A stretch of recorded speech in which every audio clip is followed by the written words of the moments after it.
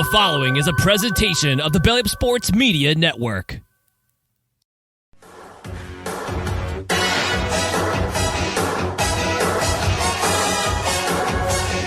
This is the main event.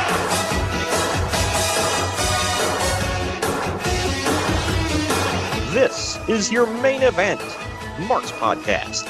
I'm your first host, lifelong wrestling fan, former radio guy, cat dad, and the man who refers to his toilet as the Battle Bowl. I am Troy. And with me, as always, is the main event collector and figure hunting warrior. He is the WCW watcher of classic wrestling and the dirty dick to my Colonel Parker. It's Greg. What's up, Greg? You finally get it right and you use it in that context. Well, absolutely. Hey, I got a Battle Bowl toilet joke and a dirty dick joke all in the same, minute? I'm To clarify, on so all to turn people off, Dirty Dick is Dirty Dick Slater, a wrestler on the show. Exactly. If you're listening to this, you should know. All right, I'll just say it. By the way, he looked like everybody's drunk uncle coming to walking down to the barbecue while he was coming to the ring in the show. So what else is new? Yeah, basically. I was like, this is a professional wrestler, okay? Hey, Greg, whether you like it or not, that is the peak of manliness right there. All right, you don't have to like it, but you got to accept it. No? I'm just moving on. Anyway, ladies and gents, we are going to be covering WCW Slamboree 1996, which, 1996 was a pretty good year for WCW. This was not indicative of that. It's where the start of their rise began. Yeah, right. The start of their upward momentum started in 96. Rey Mysterio debuted in 96, who we'll talk about in the news. The very next event, by the way. Now in the archives, Great American Bash 1996. Go check that out. And there was... I have that figure. Yeah. There was a lot of cool stuff. War Games was interesting, and Sting took a powder towards the end of this year. And next time we saw him, he was chilling up in the rafters with new paint, new hairstyle, new clothes, new attitude, man. But this show, like I was saying, off Brandon Lee. right. This show was not indicative of their success. The show was kind of This show to me felt like a sideshow, not like AEW, but like another part of WCW. Like it wasn't WCW. It was just like a show that under their banner. There were some things that got set up here, but I mean, Hulk Hogan was not on the show. How much do you really remember? Yeah, I will say this now. There were a million matches, and I didn't care about a single damn one of them. Oh, a couple of minutes. Yeah, right. And it just, I hated the like AEW Dark in a way. Our matches 2 minutes apiece. Right. Dude, I hated the Battle Bowl concept with the lethal lottery and all that crap. It was stupid. And some of it was just like, some tag partners did get the luck of the draw. I was going to say, in watching this, how random is that lottery? Right. You had matches where it's like, some tag partners got the luck of the draw and they were on the same team, but others, they were against each other in the same match because, it just always happens to work out that way, but it's totally random.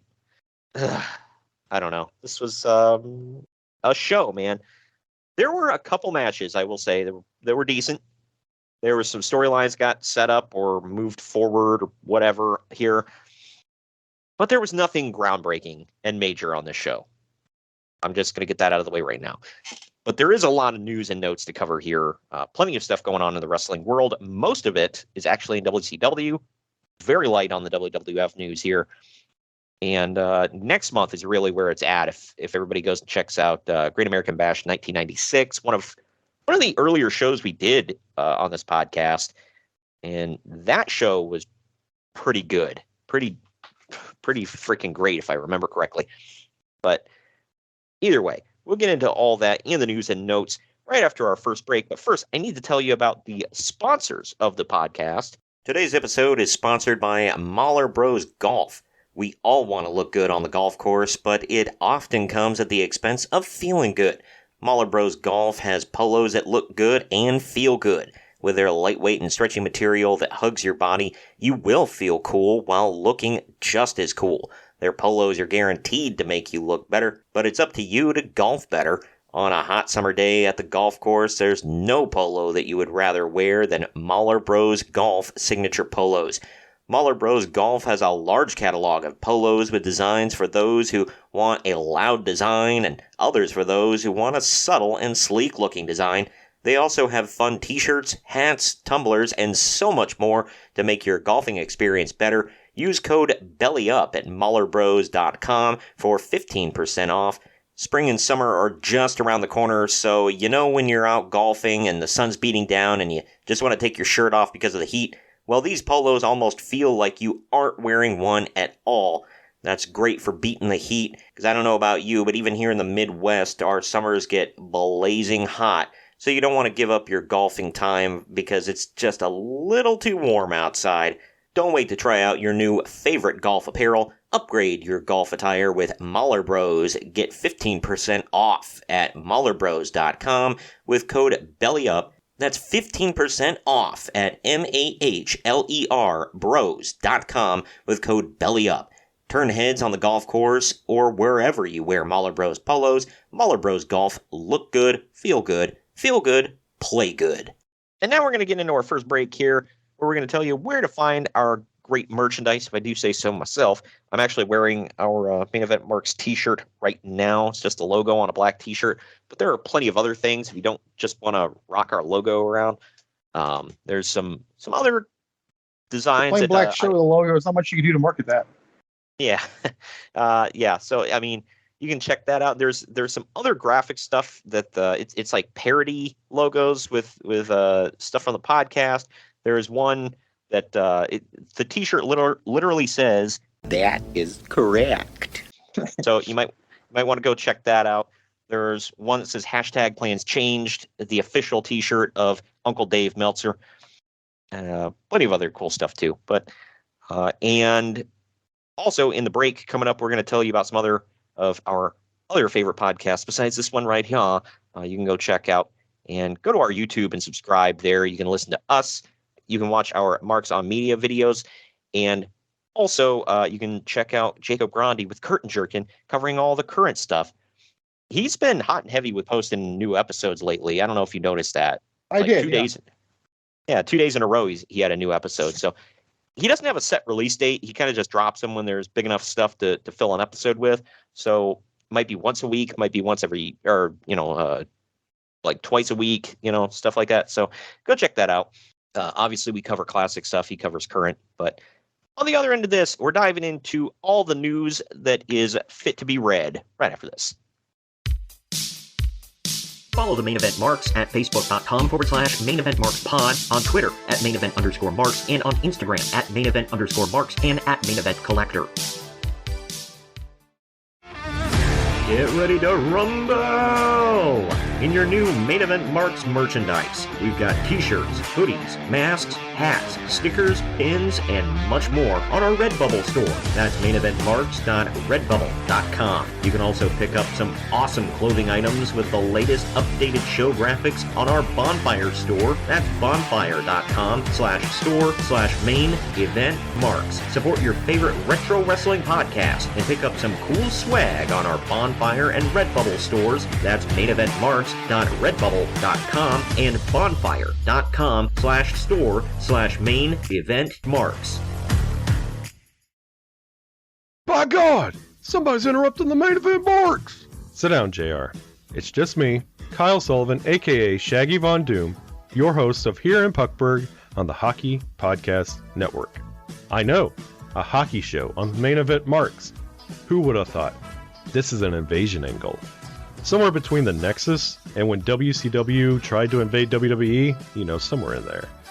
But I'm over here just telling you that one half of your tag team champions over here, Greg, he told his story of his love for the game of hockey over on my show. And if you'd like to hear that story, all you have to do is search Here in Puckburg wherever you get your podcast or on YouTube. In the meantime, Shagamania's got to go run wild on some other hockey show. So, just remember, quote the Raven, nevermore, take your vitamins, say your prayers, and oh yeah! The main event marks are available wherever you get podcasts and on YouTube. Find all of our links on our link tree at linktr.ee/main event marks. And we're back. We're back. Do you like your coffee like you like your podcasts? Gimmick and politics free? Well, so do we here at the Main Event Marks, and so do the guys and gals at Coffee Brand Coffee, where they ditch the gimmicks. You see, when you buy your coffee from other roasters, chances are that they've been sitting on the shelf for heaven knows how long. Don't rob yourself of freshness. At Coffee Brand Coffee, they roast to order, ensuring that you get the freshest coffee possible. And as Greg will tell you, that's what counts. Coffee Brand Coffee offers bagged coffee as well as K-Cups, and for the non-coffee people, they offer a variety of teas and cocos. Just click on the link down in the podcast description or go to coffeebrandcoffee.com and use our promo code MAINEVENT, all one word, at checkout to get 5% off your order. That's coffeebrandcoffee.com, and use the promo code MAINEVENT to save 5% at checkout. You cracking anything today? Yeah, actually. Oh, yeah, there it is. Go blue. Well, F that. I can't drink to that. Like, you just ruined it. So what I was going to say, if you didn't have anything today, because the last couple times you didn't. So I was going to say, well, I got you covered. It's 5 o'clock somewhere, right? Oh, yeah. I'm drinking a Red Thunder from Aldi. It's their knockoff of Red Bull. Pretty damn good, actually, I'll say. I am drinking the Rock's energy drink. Oh, yeah. Hell's it called? It's Zoa. Zoa, that's it. Yeah. Yeah, it's not bad, especially if you want, low sugar and all that stuff. Not bad. It's a healthier version of an energy drink, definitely. You can buy it at, it used to be exclusive at GNC. Now it's kind of everywhere. So I got mine at Dollar Tree.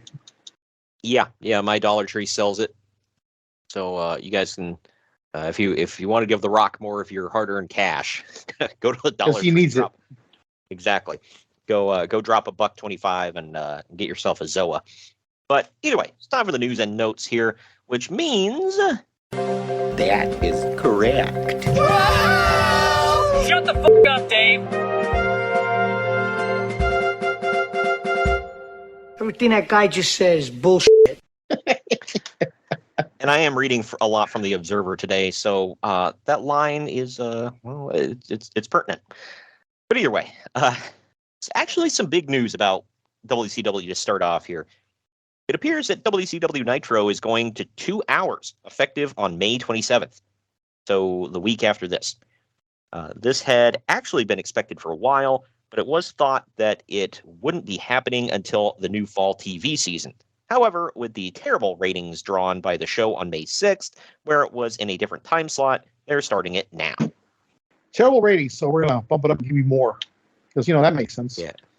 I assume they mean because it was like on a different time slot, so they were like, well, we're just going to get them used to watching it, start them at the earlier time, get them into the later time, I guess. I don't know. Plus, didn't they want to work the show so that they're competing with Raw? Because I think they came on an hour before Raw originally, didn't they? They did, yeah. And then they stretched it to 2 hours so that they're literally overlapping with Raw. They each had an hour by themselves. Right. So I want to say WCW started 8 to 10. Yeah. So originally was it 8 to 9? I think so. Yeah. Yeah, and then Raw would have been 9 to 10. Yeah. So then they changed it because I think Raw was only 1 hour at this point, right? Or had they officially gone to 2? I think it was 1. Okay. Yeah, I'm sure people will correct us if we're wrong, but that's just Well, actually, right. Well, it looks like WCW will be adding some new features to Nitro and featuring some new wrestlers, although that's just speculation at this point. The worst case scenario would be that the WCW booking committee isn't capable of managing a 2-hour show without diluting the product. Some people are saying that the ratings upswing as of late has been due to hotshotting all the big angles, and the ratings will drop once they run out of stuff to hotshot. In fact, WCW's reluctance to feature anyone different on their show might come back to bite them someday. Well, wouldn't you know who won the pony on that one? Yeah. However, that first part, I mean, they didn't start really hot-shotting anything until I'd say 99. I mean, Oh, you think about the stuff like the good stuff that WCW is remembered for. The NWO, that was a slow burn, lasted a long time. But I will say that got watered down, and man, they beat that horse to death, and then some, man. watered it. Right. The other thing would obviously, what I mentioned earlier, would be the Sting storyline in 97. That literally took all year to play out. So when it started the previous year, so if you think about it, it was like a year and a half that story took to unfold. So that was a big one. I think that And gets then- forgotten. People act like he was there the whole time, feuding with them until he turned dark. Right. Yeah, he was. I mean, it started when before obviously Bash at the Beach, he was the WCW guy. Then it took some different angles, and then finally he took his time off, came back, and he was the Crow Sting. So, but the other one that I'm thinking of is the Goldberg storyline. It was compared to the other ones, I guess it was relatively short, sort of. But I mean, they played up that undefeated streak and everything about him. I mean, that took a while to unfold. Long-term storytelling. It's the only one they ever did. Yeah, right. Yeah, well, yeah. Well, he was the only new star, that they elevated. Past that, it was like, oh, yeah, these other guys. Ironically, he looked like somebody Vince McMahon would elevate big time. Yeah, right. By God, look at him. He's vascular. He doesn't Jewish have a and neck. vascular. God, he doesn't have a neck. It's just shoulders up into a head. That's Bobby Lashley. That was, dude, freaking. And partially Ivy Nile. Girls like Ivy Nile on NXT. Girl's a freaking looks like a rock. Ivy Nile. Let's see. I don't, oh yeah, her. Okay, I know who you're talking about. I just forgot her name. Her shoulders are about as big as my arms. Yeah, right. That's another one like Rhea Ripley. It's like, hey, I wouldn't mind you abusing me, throwing me around a little bit. I can take it. Bro, you can abuse me, bro. Yeah, right. Oh, God. The challenge for WCW man. is going to be getting over a lot of wrestlers as part of a 2-hour show now. The challenge for WCW is going to be getting over a lot more wrestlers as part of a 2-hour show now. They won't be able to ride on the coattails of reputations made in other promotions anymore. There it is. But in fact, they'll be forced to get over foreign talent like Steven Regal, Fit Finlay, Eddie Guerrero, and Chris Benoit, as well as the Japanese and Mexican talent who are being used as cannon fodder at the moment. Or who? The big stars and whatever. I don't know. But I don't remember, like, who the hell did the quote unquote the Mexicans, who the hell did they face that they were getting crushed by? That's what I'm saying. I don't know. That sounds weird. Steven Usually Regal and facing each other. Yeah. Steven Regal and Fit Finlay had like moments, whatever, but they were never like pushed as like big talents. Eddie Guerrero had he was like a top mid-carder, I'd say. Chris Benoit as well. He had a few pushes in the spotlight. But as far as getting over He's about to go on the Horseman, I think. Yeah. Well, but as far as the Japanese and Mexican talent being pushed, well, Oh, it shouldn't, because nobody cares, bro. yeah, bro, you're not white or American, bro. How can I relate with you, bro? So stupid. That's like the opposite. He's of not even from one of the boroughs, bro. He's from Long Island. It doesn't even count. Right. That's not real New York. Anyway, the new Nitro expansion move is all from TNT, who are desperate to boost ratings in prime time, and they boosted the TV rights fees being paid to WCW as a result. I don't think there were TV rights fees because they own WCW. I mean, what? I still think it goes with advertisers, right? I don't know. I don't know how that works because Bischoff was saying that like when they got a second show, they didn't get a boost in their production fees or whatever. So he said they had to do more work with the same amount of staff and same amount of money. Kind of weird. The hell I mean, no. I don't know how the hell that works with this, but Either way, that coupled with WCW house shows being up for the first time in years means that WCW is now in the very unfamiliar position of being profitable for the first time ever. Although Eric Bischoff still has that dollar, right? Right. Eric Bischoff, by the way, did reveal that they were actually running in the black as of 1995. So they were profitable the previous year. But Well, this is from the Observer, right? this is, yeah. Well, there you go. You were off by a year, but, whatever. Well, no, actually, it wasn't profitable. Bischoff made it up. But actually, Because the janitor at CNN Tower told me. what the hell? So what are you saying? Shut the fuck up, Dave. Yeah. Oh, well, how dare you? Either way. Shut up before I pee on you. I shoot it when I have a chance. Yeah, right. Oh, man. But with the Great American Bash, I once peed next to that man at the Shark Tank at a Sharks game.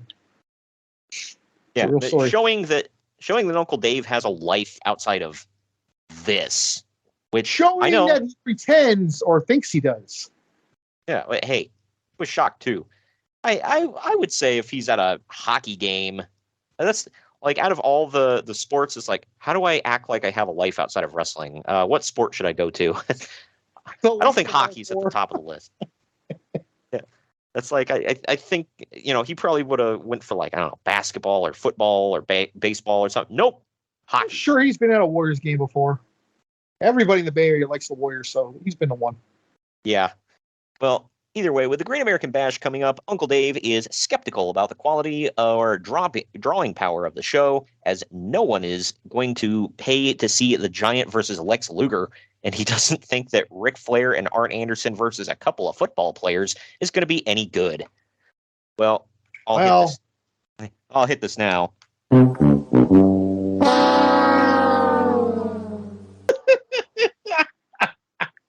Not the right sound effect I was going for, but it still works. Too. Yeah. Oh, you mean? Shut the fuck up, Dave. Oh, there's another one. Wow, you can get them all in this one. That one. That is incorrect. And if anybody heard me earlier teasing it, it was a pretty damn good show. So there you go. Now the archives. Anyway, exactly. Plus, the undercard just looks like the booker, Kevin Sullivan, putting himself in a great match with Chris Benoit, and Eric Bischoff letting his friend, DDP, work with a great wrestler, Great Muta. They go into a bathroom with a toilet full of gold piss. Bro, drink water, man. You're taking too many vitamins. Yeah, it's more like vitamin BEER. But Konnan is also somehow in a semi-main spot against Sting for the U.S. title, which he's done nothing to justify. That card just got shuffled around something fierce in the weeks beforehand, too. Also, Uncle Dave thinks that it's really stupid to put Rey Mysterio Jr. on this show against Dean Malenko this early, because they're just going to beat him and kill off his character before it even can get started. This guy, Uncle Dave notes, could be a hero to kids for years to come and sell tons of masks, and they're just going to destroy him in his very first match, and he will never recover. Oh, wow, that is 5 different things on the age bad. Yep. Well, I just hit the well, so I also got to tell him wrong. None of that is true. I think he won, didn't he? I remember correctly. No, I think Malenko won, actually. I think. Did he? Oh, I couldn't remember. But yeah, he's gonna come right in and get just buried by Dean Malenko. Like, F off, Dave. Can I just point out, by the way, point out some logic here? I know that's stupid with Dave Meltzer, but if Malenko wins, does that help him?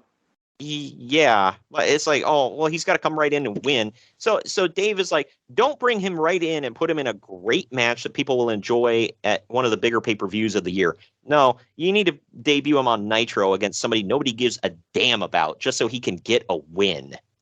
No wonder he likes AEW so much.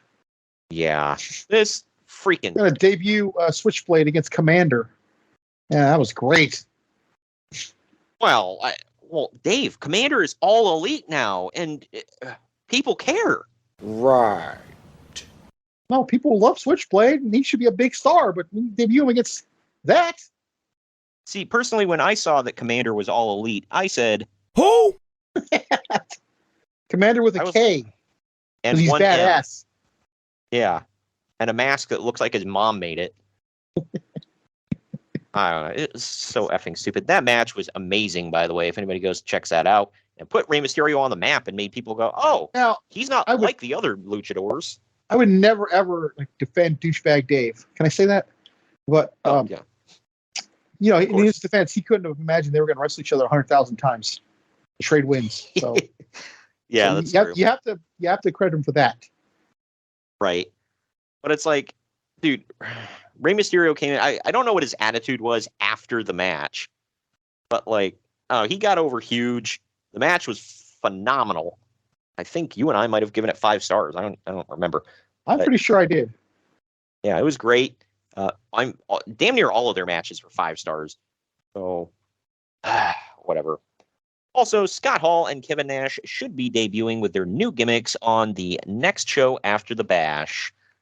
They're going to be all the way wrong Yeah, wrong again. They're at the Bash. and they debut way before it.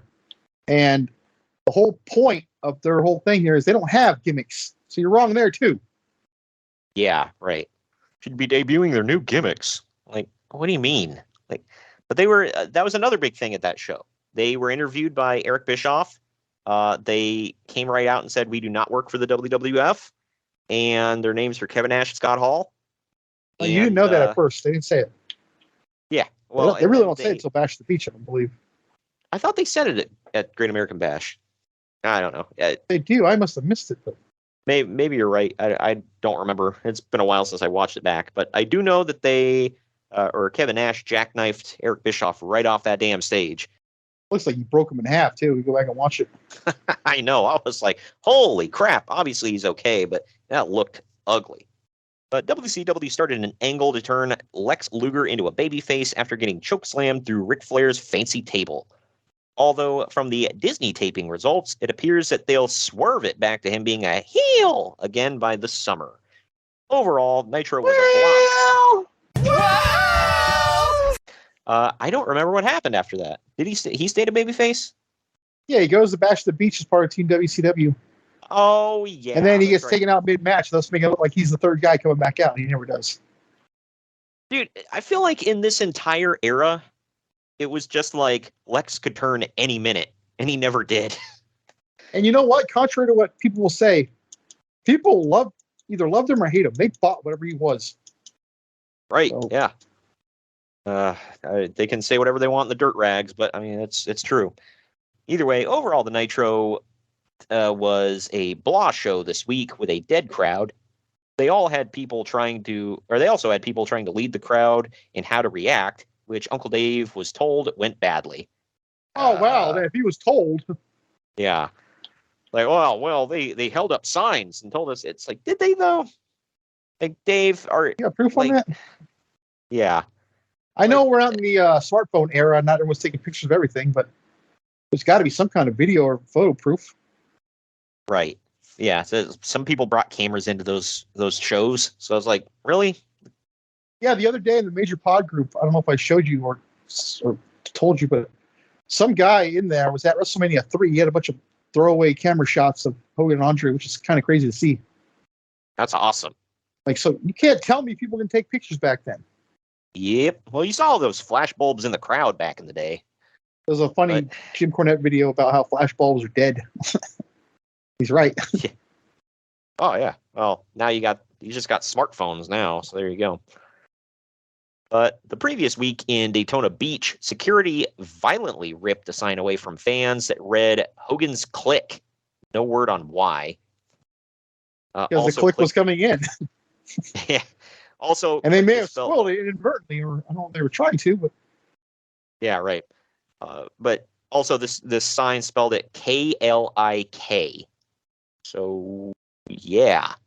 I try to stay away from words with multiple Ks. So Good grief. Here you I think go. it's some bad juju. Blood That's runs J-U, cold. J-U, by the way. Blood Runs Cold will actually have nothing to do with Kevin Nash or Scott Hall, but instead will be 3 ninjas, including the former Atom Bomb. Well, I mean, I don't know. It's sort of. That is correct. he says always a kernel of truth. Yeah, I mean, Atom Bomb is in there. Wrath, for anybody who doesn't know. And yeah, I mean, they're kind of ninjas, sort of. I mean, they're based on Mortal Kombat, so. Okay, so from the way you read that, the way I took it, it was going to be 3 people on the same team. That's what I had heard. It doesn't specify that they're going to be a team. It would all feud though. Right. Yeah. Mortis, Wrath, Mortis and Wrath teamed up here and there, and then with frickin' Van Horn, whatever the hell his name was, and then obviously the main one was Glacier, who you and I maintain had an awesome entrance, had a pretty cool look. Then that damn bell had to ring. Nobody gave a damn.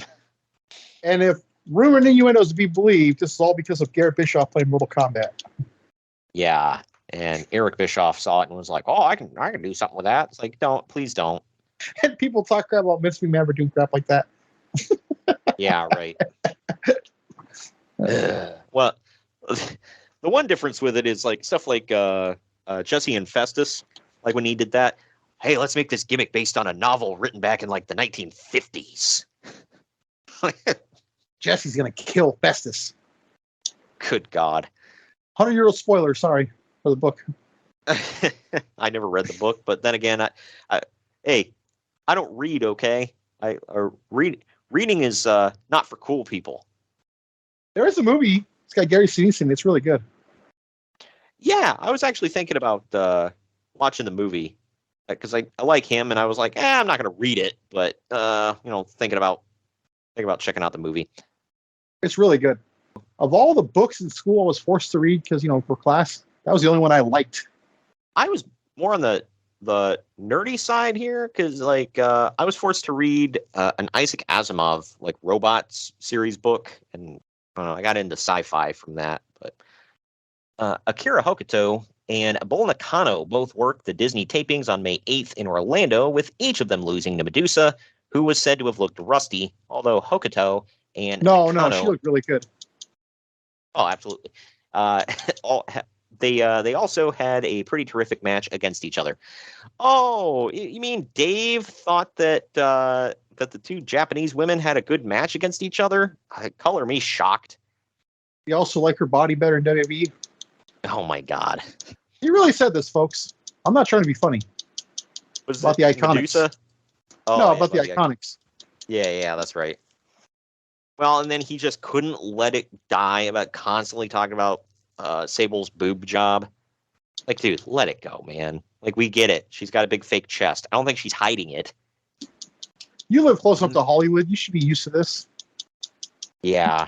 But it's like, dude, you live in the Bay Area. You see weirder crap than this all the time. Like, let it go, man. Fake chest is where he draws the line, dude. Yeah, how dare you? Whatever. But in a weird bit later in the show, Ric Flair came out for a match against Brad Armstrong wearing the WCW World Title belt. This could either mean that Flair could be winning the title back, Flair could be making a replica belt as part of an angle in the summer, the match will never air and none of this means anything, or the match will air and make no sense. The answer is option 3. It never aired. So that was hella random. Let's workshop, bringing Ric Flair out with no build-up, wearing the WCW belt, and he's facing Brad Armstrong. I don't know if you've ever seen it, but in the summer of '93, they did the same thing with Luger on WWE TV. Wow. Just had him coming out wearing the title? Well, what they did was he attacked, I think it was Fuji and Cornette, and then took the title. And then Vince was doing the interviews. Like, we're going to give him a full entrance. And he went to the back. And then they hit his music. The announcer announced him as the WWE champion. He came out with it. Wow. Was it just a gauge, audience? I think so. And honestly, everyone says no one reacts to Luger wasn't over. And we always well, you can see the audience. On this moment right here, they were completely dead. Damn. Yeah. That freaking sucks, man. So this must be the one right there where they were talking about the whole summer of '93. It's actually on YouTube if you guys want to go see it. As a kid, I liked that All-American Luger, whatever. Like, as an adult, I'm like, it's kind of cheesy. So, I don't know. He didn't have I his think there's best anything matches. kind of about it. Yeah. And it's like, you could see they were, like, throwing anything at the wall. They're like, what do we do with Lex Luger? Man, I don't know. Like, really? You got to drape him in the flag and, like, beg people to cheer for him? That's so sad. They started out by having him body slam the fake Japanese guy. Right. Do you ever see that really famous clip of Jeb Bush where he's like doing a speech and then like the crowd's silent and he's like, please clap? No. That's the moment you knew in 2016 his candidacy was like deader than a doornail. And like that's all I could think of with this, where it's like, come on, we draped him in the flag, had him body slam Yokozuna, please clap. Just accept it. We got plans here. We can't change them. Yeah, right. Look, we're gonna like do an about face to the Canadian guy, but please. Either way, Eric Bischoff pulled Mean Gene's hotline update off the air this past week. This is because he said that the Scott Hall and Kevin Nash coming in was a done deal. Apparently, Bischoff has some kind of storyline in mind where there's doubt about them coming in, so it would be a big deal when they do show up. Wonder where that's going. Also, WCW might set their all-time gate record for a Legends show in Buffalo on June 7th with $120,000 in tickets sold so far. The all-time record is for the Flair Funk Great American Bash pay-per-view at $190,000. Also, side note, Uncle Dave said at the time that was a disappointment. Even if he just meant their pay-per-view numbers, even those were a record that held up for years. But yeah, disappointment. If you're not there within it, and like the numbers, how can you call it a disappointment or a success? Whatever. Right. Well, I mean, there are certain things where it's an obvious flop or an obvious success. But this, like, right here, how did he not know at the time? It hit a record. Oh, well, that's disappointing. Oh, yeah, because when people set records, that's generally, a bad thing. God. But, he still gets to, quote-unquote, report to this day, and people pay him for it. I, might I add, do not pay him. So, if I see any of this crap... I wouldn't even give him a half-eaten Whopper for stupid newsletter. Yeah, I might wipe my butt with it when I'm out of toilet paper, but that's about it. Last thing for WCW here. Originally, Randy Savage was supposed to be suspended as a part of the angle with Ric Flair, but the house show business has been doing so hot with them on top that they're just going to do a special kind of suspension where he's not allowed to work on TV, but he does all the house shows. So, that's a punishment. Hey, no TV time for you. You have to perform in front of no cameras. Was this legit? Well, not a real suspension. It was a storyline suspension because of what's going to happen on the show. Oh, God. Oh, right. Okay. Yeah. So, I don't know. But, hey, it's time for one of our favorite times of the week. This week in ECW. My Jewish lawyer father. If I may have another volley, sir. Well, and if anybody wonders, is that the ECW theme, but just like sped up? Why did you speed it up? Copyright reasons, bro. What the hell is that song? I thought you just threw some free music in there. No, it's the ECW theme. It just sped up a few seconds. So sounds like a 90s sitcom opening. Some pretty hardcore music for a sitcom. Damn. Oh, the way it plays is kind of faster. Yeah. Well, like I said, I did it for copyright reasons, and thus far, I've never been hit for it. So there you go. Plus, I'm like I said, I couldn't even tell, and I've heard it a million times. So there's that. Yeah. I like to think I'm smarter than some YouTube algorithm thing. Yeah. Right. Yeah. Well, hey, that's not a high bar to jump over, man. I'm starting to think most people don't undo it, you jerk.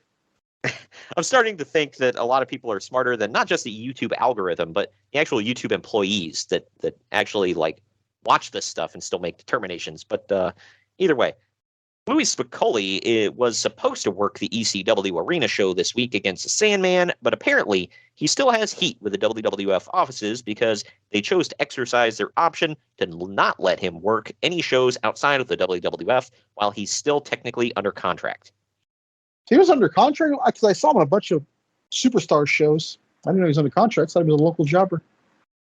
Yeah, I'm wondering. It's like, did he did they release him from his contract or something, or not release him, but like I don't remember him ever doing anything as Louis Spicoli on TV other than jobbing. So I don't know. Right. Well, he was Rad Radner, wasn't he? Oh yeah, Rad Radford. I forgot about that. Or Rad Radford. Yeah, that's it. Yeah, he I'll was take there. you back. Yeah, he was there for like a hot second, like you said, jobber, and then that was it. So I don't know what status he was, but obviously he was still tied to him at this point. I mean, hey, if they're sending him paychecks and whatever, and he's still technically under contract, I mean, he who pays the piper picks the tune, man. Either way, also on the show, Shane Douglas won the TV title from Too Cold Scorpio in what was described as their best match they've ever had together. But is that really saying much? How many matches have they had together? I can't even think of any. Yeah, right. That's a crowded field, I guess. Like, I don't friggin' know. But Rob Van Dam and Sabu are also doing a deal where they have brutal matches against each other, but refuse to show respect to the other guy. Or where that's going to go. They were just like tied to each other for years and years, man. One reason or another. Yep. Who got last thing? Yeah. No, I wonder. Is he still a ref at this time, or like what the hell is he doing in '96? I think he was in ECW. Yeah, but I know he was a referee in ECW there for a while. He was like the crooked ref kind of thing. I don't remember that. I only remember him as the ref in WWE. Yeah, he was a crooked ref there for a while, and then he was in NWA too for a while. I think he was on our last WCW show that we reviewed, or Wrestle War, I think. Probably. Way. Yeah, and then he did that for a while where he did what eventually became Nick Patrick's gimmick, and he was always screwing over the baby faces, and then he wanted to become a manager and got into a feud with Todd Gordon, and then he became the Fonzie that most people remember. So this one kind of made me laugh. The Prime Sports affiliate in Denver has said that ECW will never again air on their station because of viewer complaints. In Denver. Yeah, because there's a lot of, pious church-going, prudish people in Denver. I think they were one of the first states to put on an MMA show, too. Yeah, well, and they were the first state to legalize pot. I mean, I'm going to say they're pretty laid back there. So, whatever. WCW is garbage, so there's that. Yeah, right. How many people were calling up? It's like, this show that's airing in the grave hour time slot or graveyard time slot, whatever. It's like, how dare you air this damn thing? Either way, getting into Japan a little bit here. Originally, Terry Funk had been planning on working the Antonio Inoki World Peace Festival show in a three-way match against Sabu and Brian Pillman. Because when I think of World Peace, I think of Terry Funk. Exactly, and Sabu. This was so that he could put them both over and then step away from the world of professional wrestling gracefully after endorsing them. There you go. After endorsing them both as the new stars of the sport. Again, because when I think of the next stars of pro wrestling, I think Sabu and Brian Pillman. I don't like Brian Pillman, but okay. How many torches has this man passed, by the way? 4 or 5. Right. However, while Sabu had prior commitments, and Pillman he got horribly injured in a car wreck, so that match is out, and thus Terry Funk will just have to retire without working the show. We're also going to not mention that he's on his way to WWE too. Yeah, Terry Funk retired. Well, he's actually about to be in ECW because the Barely Legal's coming up next year. I was talking about Pillman. Oh, yeah, Pillman. yeah, that horrible car wreck is actually, if anybody watched his Dark Side of the Ring episode, or episodes, it was a two-parter. He, I guess that right there is where they were about to offer him like the world, and then he got really injured, and they cut his pay huge. But Kind of sucked. they still signed him. They signed a man with one leg, essentially. And it was the right one this time. And he really never was the same after. Seriously, off the top of my head, I can remember 3 matches he had in WWE. Yeah, and they weren't great. I think of a 4th that was going to happen before he passed away. But right. If he was the same guy, like doing the same style as in EC or WCW, and he didn't hurt himself, that would have been a good pickup. He might have been a huge megastar. Right.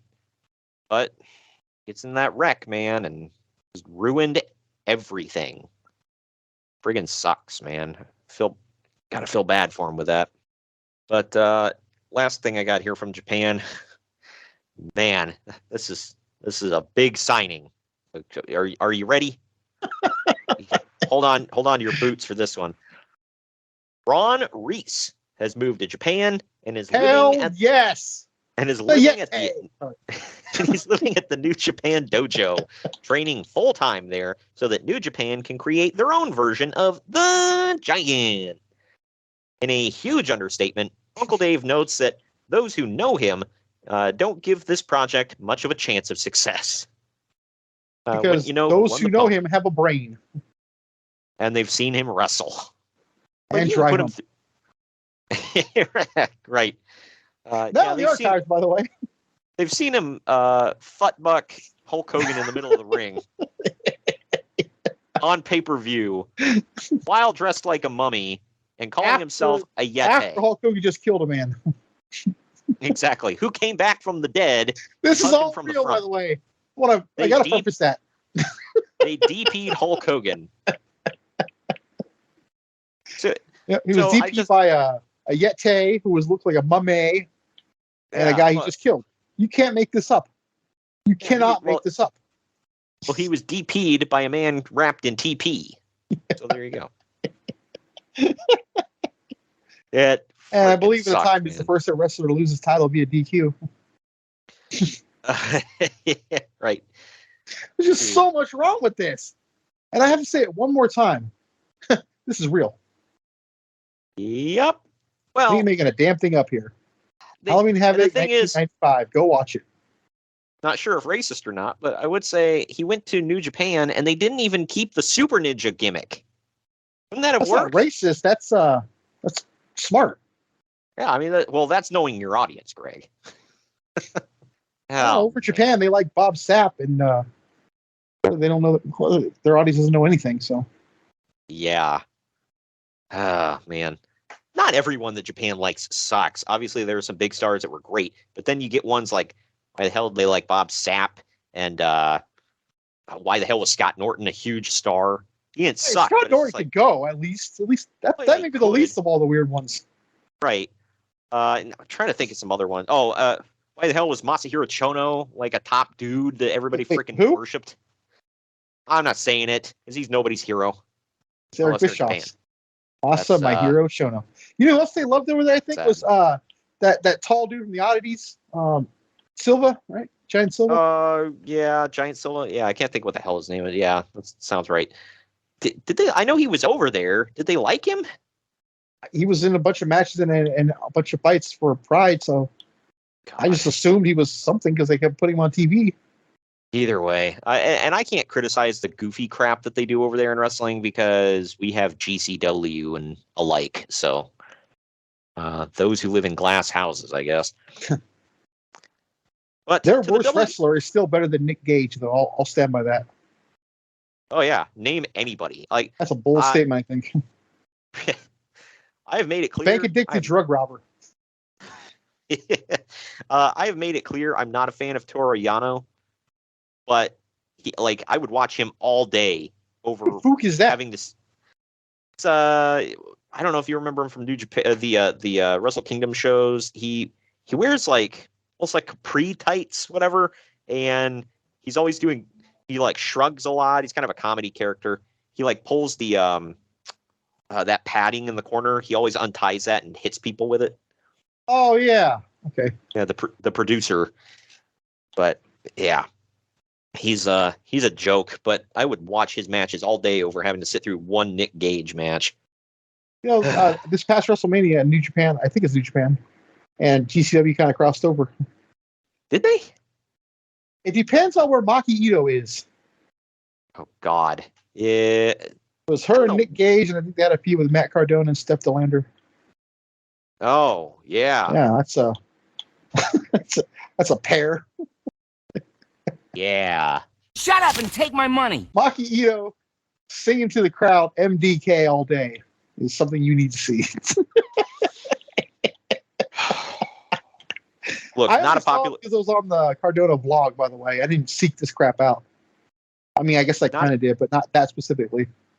Not a popular opinion with the internets, but Maki Ito sucks. Like, she's just a joke.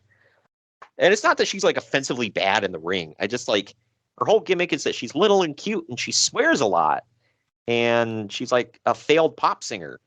And then she apparently has an incredibly hard head because she does a headbutt a lot. Right. Okay.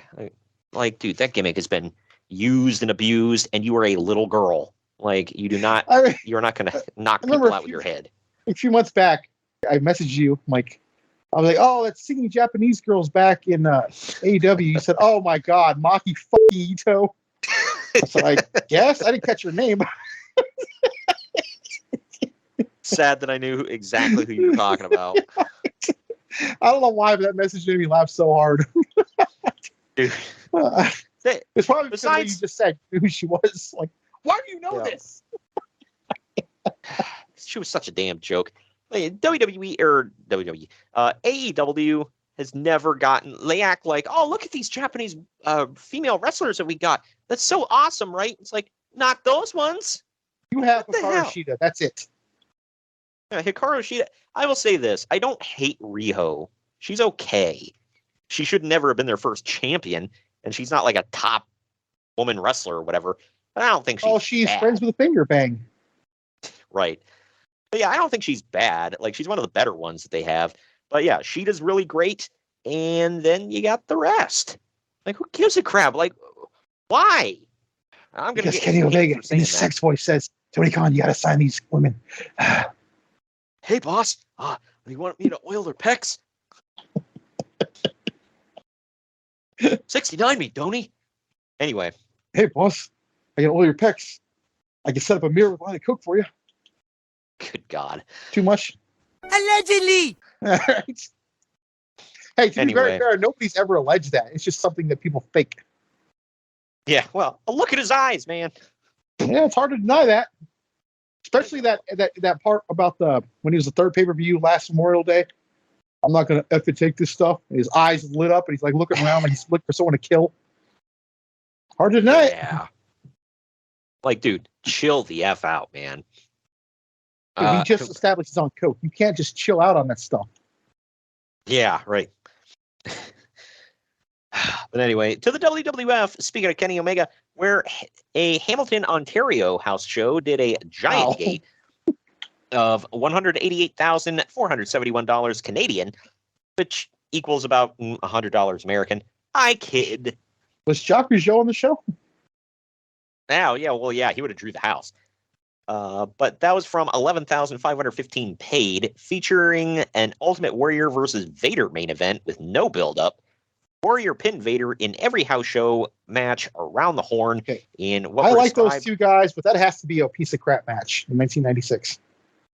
You think? Yeah. Well, Uncle Dave says they're all described as terrible matches. Dude, you don't need a report for that one, man. Congratulations, Dave. We found the one thing I'll believe you on. Yeah. What do you think Ultimate Warrior said when he had to get in the ring with Vader? He's fat! Just a guess. Just a guess. That's really unfair because the Warrior always look like freaking Greek god. Did you ever hear stories about when Ultimate Warrior was at his gym that he ran? Apparently, if he didn't like you for whatever reason, you just didn't like the cut of your jib, he'd come out and he'd just like yell at you in front of everybody and kick you out of his gym. Like, wow. Yeah. Look, I will set this up by saying, Allegedly. but I have heard this from people who like frequented his gym until this became like a regular occurrence, and then they were like, "Yeah, I'm gonna find a new gym to go to." So I don't know. This story in 1996 shocked the hell out of me. But Oh, that's not a good setup. it's not bad. It's just like the timing of it. It's like, really? But Vince McMahon is trying out a new Samoan team of Sammy Slick, the former Samu, and Night Train, who is Matt Anawai, a.k.a. the future Rosie, a.k.a. Roman Reigns' older brother, unfortunately now passed away. And they will be called the Gangstas in Paradise. Yeah, Gangstas in Paradise. How old was Rosie? He was freaking competing in 2005. Right. He was that old. Well, I have a Jax figure up, by the way. But yeah, Gangstas in Paradise. You know, I'm sure that would have went over like great with Coolio's lawyers. But they put over the They're Smoking not going to Gun. get the song because, as Cornette said, we don't pay for music, pal. Yeah. Well, there's Vince that. has literally said this to him. Well, there's that. Plus the fact that I guess I don't know if Coolio just didn't like being made like didn't like being made a joke of or whatever in his mind or whatever. Because I know there was a big dispute over when Weird Al did Amish Paradise. And I heard a story like he legit wanted to kill him. So yeah, and he actually sued him over it. But you cannot be sued over a parody. Like that is fair use. But and I'm going to point out again, I think I've already said this on the show, parody, while funny, and I do laugh at it, at the end of the day, is lazy. Hey, how dare you? Weird Al made a career off of that. Not knocking him for it. I'm just simply saying it's lazy. Can't be original. It is a bit lazy. But I will knock the VWO because that was stupid. Well, his parody, I will say that I was a huge Weird Al fan as a kid.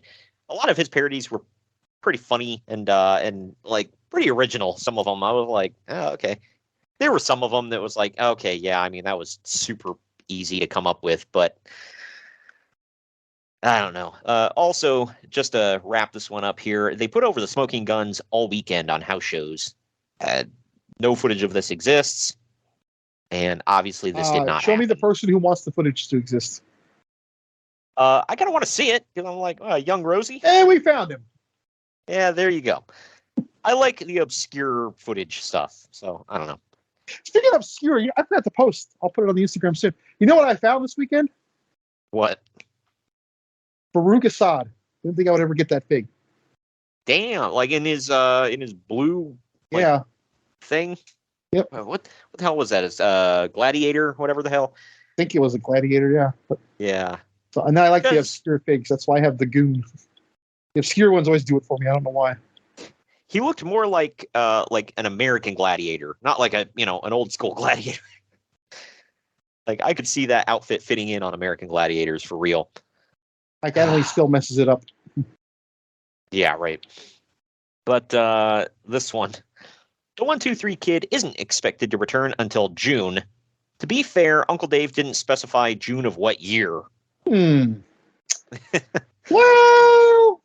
yeah. Well, hey, like I said, he never specified, June of what year. Okay, so he'll be back in about. Did he specify WWE, by the way? Although I don't think he'd be returning. I don't think he was WCW, to be fair. But I don't know. I don't know if he specified that either, because I mean he would show up somewhere when be WWF. He's done there. Dunzo, pal. God, you would never ever again see the 1-2-3 Kid. And that's a fact. Ever. Yeah, I have both Mattel and Jax figures of the 1-2-3 Kid. A couple Mattels of him. The Mattel figure I have of the 1-2-3 Kid is his like classic, like with the lightning bolt on it. The Jax I got that one too, and I have the one from the Raw 3 set. Oh, nice. The one that I got from Jax is the white, black, and gold colored one. I wanted that one. That one is that the one with the rip-off Harley Davidson logo on the chest? I don't remember for sure off the top of my head. It's been a while since I saw the figure. I just remember the color scheme. But it's a pretty sweet figure. I also have both Mattel and Jax figures of X-Pac too. So got them all. Just gonna make a statement here. One of the most underrated wrestlers of all time, right there. Oh, dude, I freaking loved him as a kid. And I think this is an unpopular opinion because most people go right to his black and green outfit. But my favorite X-Pac attire was his first one, the red. I don't know why. I thought it was awesome. I'm gonna go with most people. I like the green. I also like. I don't know. I like the orange one too. That one was cool. And when he started wearing purple, I thought, I don't know. But Always remember, he dropped the first pipe bomb in wrestling history. Yeah, right. For DX. But you'll have to tell me if you remember this one, man, because yikes. Probably, I usually do. Yeah, I slightly remember this. The Goldust Undertaker thigh licking angle was toned way down for television. But what angle? Where Goldust licked up Undertaker's thigh in the middle of the ring. All right, well, I stand corrected. I don't remember that at all. Yeah, so Undertaker was, for Thank people you, that don't God. know, I don't want to remember that. I think it happened on Raw. Undertaker was down. He was going to do his sit-up, whatever, but before he did... This was going down? Basically, Goldust went down and started licking up his thigh, and Undertaker shot up. And apparently he didn't realize what Goldust was doing at first, and when he did, he shot up and was like, what the F? He was married to an amazing-looking woman, by the way. Yeah. Just, yeah. No, there's anything wrong with that. It's just like, what the hell? Why is this on TV? Dude, all of this went like way over the line. You remember, I think one of our shows now in the archives, Goldust threatened to come out in the crowd and stuff his tongue down all their throats if they don't shut up. And we pointed out that there were children in that audience. So, yeah. The famous CPR on Ahmed Johnson. My God, yeah, that was... I get pushing the envelope, but dude, come on, that's a little much. Bro, sexual assault, bro. Abuse him, bro. Bro, he's going to sexually abuse him, bro. Good Lord. With his wiener. His tiny winger. If you saw his wife, I don't think that was tiny. But anyway. It wasn't her chest. That is correct. Yeah. We already talked. You got to see his chest. Oh, yeah. The WWF signed a batch of guys, including Tom Brady, Tracy Smothers, Alex Porteau, Tony Anthony, and Bill Irwin. The idea is that they're... Yeah, you just brought up the goon earlier. The idea is that they're only going to be used on TV to put guys over, but first they'll get wacky new gimmicks and score a couple of wins over no-name jobbers to make them seem like pushed guys.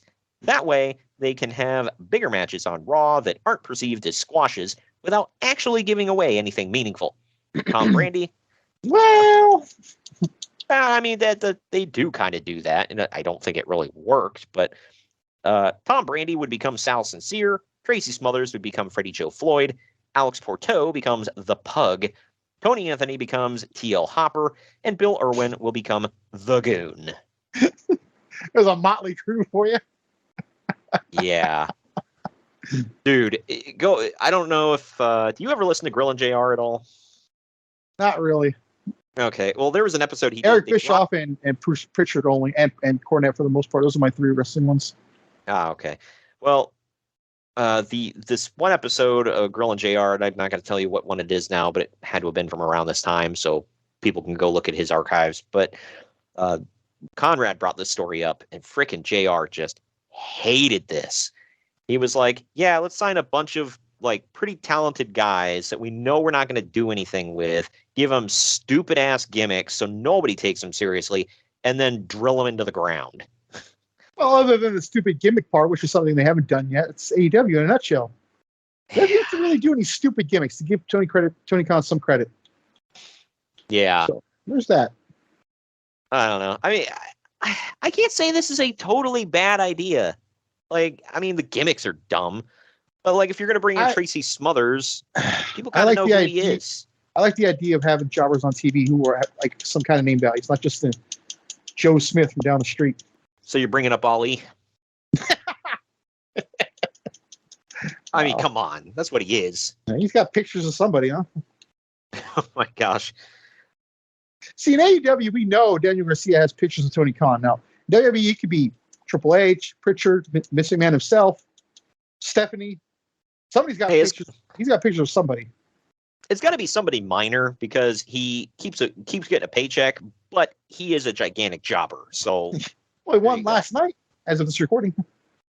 Oh, because they were in Chicago. Made sure to and hammer I'm that home. sure. Chicago didn't give a damn. How dare you? His family cared. I don't want to pat myself on the back, but do you remember when we were in that arena when Ali came out in the Survivor Series? I think and so. I used that old rock line, like, he's carrying a Chicago flag. That's where we're from. Like everybody in our row, like laughing their ass off. We live here. Oh. Yep. Dude, they do that all the time. Like, you remember when that Super Showdown, the very first one in Australia, where Murphy came out wearing Australian colors. But he got a godlike reaction, though, to be fair. Oh yeah, he had the Australian colors on his shorts. Vatican huge. He carrying the Australian flag. Oh yeah, that crowd just like they had to clean the floors after that. And then when he won, good grief. Oh, I know. For anybody that doesn't know, Murphy is the hell is his name now? I forget. I think it's Buddy. Of both of the names, you keep he's Buddy of the House Flag. Matthews. Is it Buddy Matthews? I think it is Buddy Matthews. Yeah. Yeah, I don't freaking remember. Freaking super talented, but but that might be. I've always liked him. But not to go back on what I just said, but if there was a bad gimmick Tony Khan's done, it's putting him in the House of Black because there's nothing gothic about that fool at all. I think he kind of like I don't know. He sort of fits in with the team just because it seems like they're all genuinely friends, which I have no doubt. But like the other guys are like covered in ink. I don't think he has a single tattoo. No, I mean he is definitely the odd man out, but I don't hate that group. I actually kind of like them. So I feel that they managed them poorly, but yeah. Yeah, there's that. Speaking of jobbers, what's his name? Malachi? Is it Malachi Black? Yeah, I think he's damn good. Oh yeah, he's way better than his pushes would have you believe. And Brody King isn't bad. I mean, he's not great. All the way live. Right. And they're into some weird stuff. All wives are all the way live. Yeah, right. Oh man, and I wouldn't want to mess with any of them. Well, Zelina, I mean, what's she gonna do? I don't know. Mexican women can be pretty brutal. So, or but Latin women. I don't think she's Mexican, Puerto Rican, right? That one I don't know. I mean, look at the size of her, man. You like put your hand on her forehead and like hold her back. I do think it's funny that Rhea is bigger than Buddy. Yeah, that's a little. That man never gets out of line. I mean, I'll tell you. Yeah, right. Like some women think that's really weird or whatever. It's like, whatever. Like I would climb that tree all day. Your wife being one. I think you told me that. Yeah. Oh, I hate that. Apparently that's a thing. Like some women are weirded out by that, but I mean, Rhea is very tall. This is how God made me. Yeah. Well, who cares about your personality? It's about your height, all right? Well, I'm good. Swoggle would have never got married if that was an issue. Or bred kids. Yeah, right.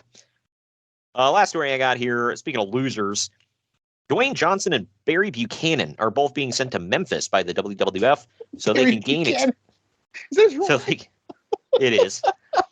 So they can gain experience and learn to work. As we know, Dwayne Johnson would just go to Memphis, never be heard from again. Oh, that loser. And then I think he's making movies now or something. Like, who cares? And then Barry Buchanan obviously went on to be a huge... Yeah. Barry Buchanan obviously went on to be a huge star. I mean, like, such a big star that his son is currently in WWE. Dude, he was in the Truth Commission. Hell yeah. The hell was his name in the Truth Commission? Was it just Buchanan? Was it Recon, I think? Oh. Was it? I think it was Recon. Or Sniper or Striker. Oh, man. Yeah, I don't know. They all had weird names. Wasn't one of them Cobra or some crap? I don't freaking know. I don't want to spend any more time on this. Sorry. There was the Commandant, Kurgan the Interrogator. Recon was Barry Apparently Buchanan. This is all Bret Hart's idea. Yeah. That's cool. Yeah, so he was Recon. Sniper was some guy named Luke Poirier, whatever. And then that's Sniper. Then Tank was Mantar, Mother of God. Dude, they repackaged Mantar. Hell yeah. Yeah, we just can't get away from the losers, can we? He's not getting his head in that ring, bro. Didn't you say his son kind of sucks too? He's in like a generic, The white like team. like a white, almost like a white trash team in a way, not totally like trailer, but Is he the one that's obsessed with the Hispanic chick, or is he the one that the other one? that's him. Yeah, Oh, okay. I don't know if she's Hispanic. She may be. I don't know what she is. He looks nothing like his dad. I At know. least not. And to then me. when you look at Von Wagner, you can kind of see Bloom in it a little bit. You have to really Yeah, look up. Yeah, it's like, yeah, okay, you kind of look like your dad, maybe a bit bigger, fraction of the talent. Brother. Yeah, right. Not like his dad was Ric Flair or something, but like, dude, you suck. Your dad was not bad. Ugh, either way. But that does it for the news. You ready to get into this show? Very long show. I am. Yeah. Well, we're going to take our next break. On the other end of this, diving into the pay-per-view. Follow the Main Event Marks at facebook.com/Main Event Marks Pod, on Twitter at Main Event _Marks, and on Instagram at Main Event _Marks and at Main Event Collector. Hey gang, it's Commissioner Cooper of TSS Fantasy. We are the fantasy show of the people. Expert fantasy advice, free contests, leading expert medical and legal analysis, and most importantly, you. Interact with us on all social media platforms or check us out at tssfantasy.com. You can hear us on Spotify, Apple and Google Podcasts, iHeartRadio, and many more. Check out the fun today and be a part of the most interactive fantasy show around. TSS Fantasy, the fantasy show of the people. Hello, everyone. My name is Ryan McCarthy, and I'm the host of the No Credentials Required podcast. Start your work week with the Monday Drop-In, where I talk about the sports beat in the Capital District, also known as the Mighty 518, as well as Metro New York sports from an upstate point of view. I also give a life lesson from a weekly sports story, so you might learn something from that. I also have a midweek podcast where I interview different sports personalities and talk about a wide array of topics. Take a listen and subscribe on your preferred podcast app, including Apple Podcasts, Spotify, Spreaker, Google Podcasts, Amazon Music, and iHeartRadio. Also check out our social media channels on Twitter and Instagram, BellyUpNCR, and Facebook.com/BellyUpSportsNCR. We're a part of the Belly Up Sports Podcast Network in association with Godzilla Media. No credentials required, where you don't need a press pass to talk sports. Main Event Marks are available wherever you get podcasts and on YouTube. Find all of our links on our link tree at linktr.ee/Main Event Marks. And we're back. We're back. It's WCW Slamboree 1996. The date. Yep. May This pay-per-view. 19th. So what? So yep, this is that pay-per-view. Yeah. What's the date on it? May 19th, 1996. Don't say that date. Good God. The tagline, I feel like this has been a tagline for multiple WCW shows, or I don't know, I had deja vu. Well, the tagline was, "What goes up must come down, ... hard." Right. Is that their outlook on their buy rate or what? Yeah, right. Well, the venue was the Riverside Centroplex in Baton Rouge, Louisiana. Oh man, how many people go there daily? Yeah. New Orleans, we're going to Baton Rouge. I don't know if you're joking, but that would be the second choice. Well, yeah, that's my point. It's like it's the second choice. It's like they were always in the other place. But the attendance was 7,791 and a buy rate of 0.44.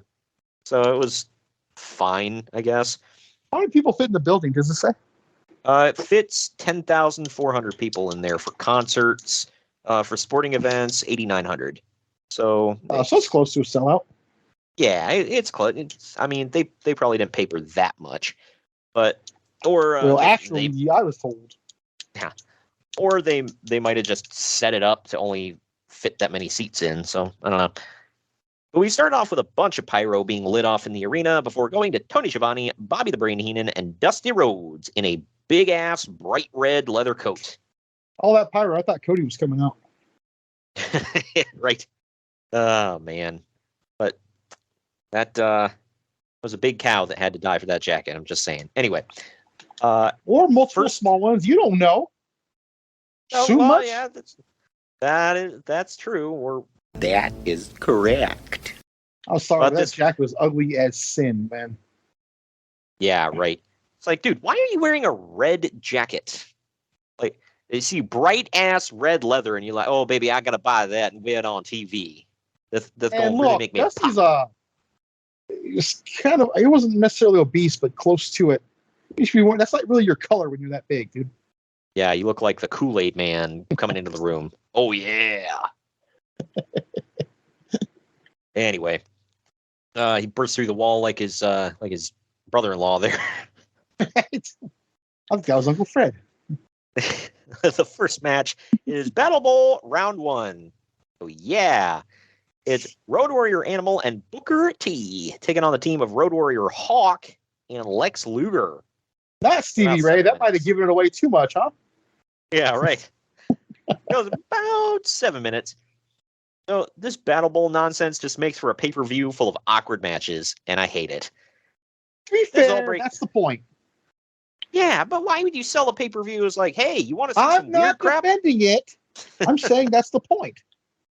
Yeah. Like, who came up with this crap and was like, let's keep it up? We're going to cool sweat. Did this ever... Had a vision. Bad guys, good guys. Good God. My thing is, did this ever draw ever? I'm going to say no. I don't know. You're the one usually looking up the numbers for us, so that's up to you to tell me. Yeah, well, actually, when I sit here and crunch the numbers, yeah.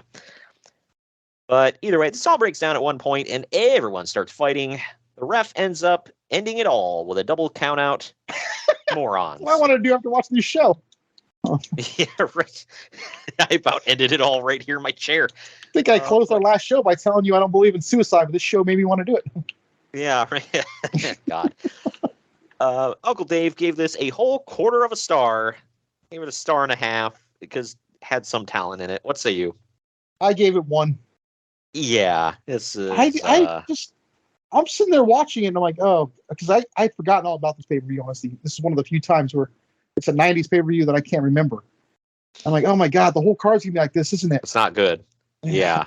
That's not good when you don't remember it. Like, I'm generally good to remember at least, the meat and potatoes of every pay-per-view. I'm not gonna say remember everything, but I couldn't remember a damn thing about this. And I'm already and there's a reason. You want something to bring you back into it, Greg. Up next, we got the Public Enemy of Rocco Rock and Johnny Grunge. And they're taking on the team because, this wasn't done on purpose. This was luck of the draw. They're taking on the Taskmaster and Chris Benoit. Total happenstance. This is also Battle Bowl Round 1. It went 4 minutes, 44 seconds. Of course, Kevin Sullivan gets laid on a table outside of the ring at one point. Rocco goes to jump on him, but Benoit stops him.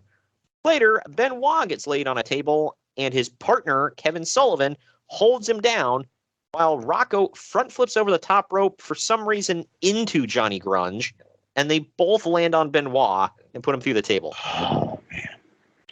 I'm sorry. I gotta preface it again. Not talking about the human beings, but man, Public Enemy suck. How dare you? I don't even know what to say to you right now. I'm at a loss for words. But Sullivan wasn't no great wrestler either, so Benoit had to carry all of this whole match. But what we can say about the Public Enemy is he's fat. Anyway, Rocco then they likes the potty at the all-you-can-eat buffet. Rocco pins Benoit to win. Yay! Uncle Dave gave this 1 3/4 stars. I give it an even 2. What say you? I gave it 1. How did I guess? But up next, man, it gets better. I mean, I'm not really joking. This next match is better. Oh, it does get better, yeah. Yeah, this one may get a little bit of a higher one for me. Right. Maybe. I mean, this one isn't, it's not like they had a high bar to jump over here, but we get Sergeant Craig Pittman with Teddy Long in his corner, and he's teaming up with Scott Steiner, and they're taking on the Booty Man with the Booty Babe, and he's teaming up. She was. And, well, and what I noticed, Greg, is that it seemed awfully cold in that arena. But either way, the Booty Man is teaming with Rick Steiner. It was cold in my house when I was watching that. Wow.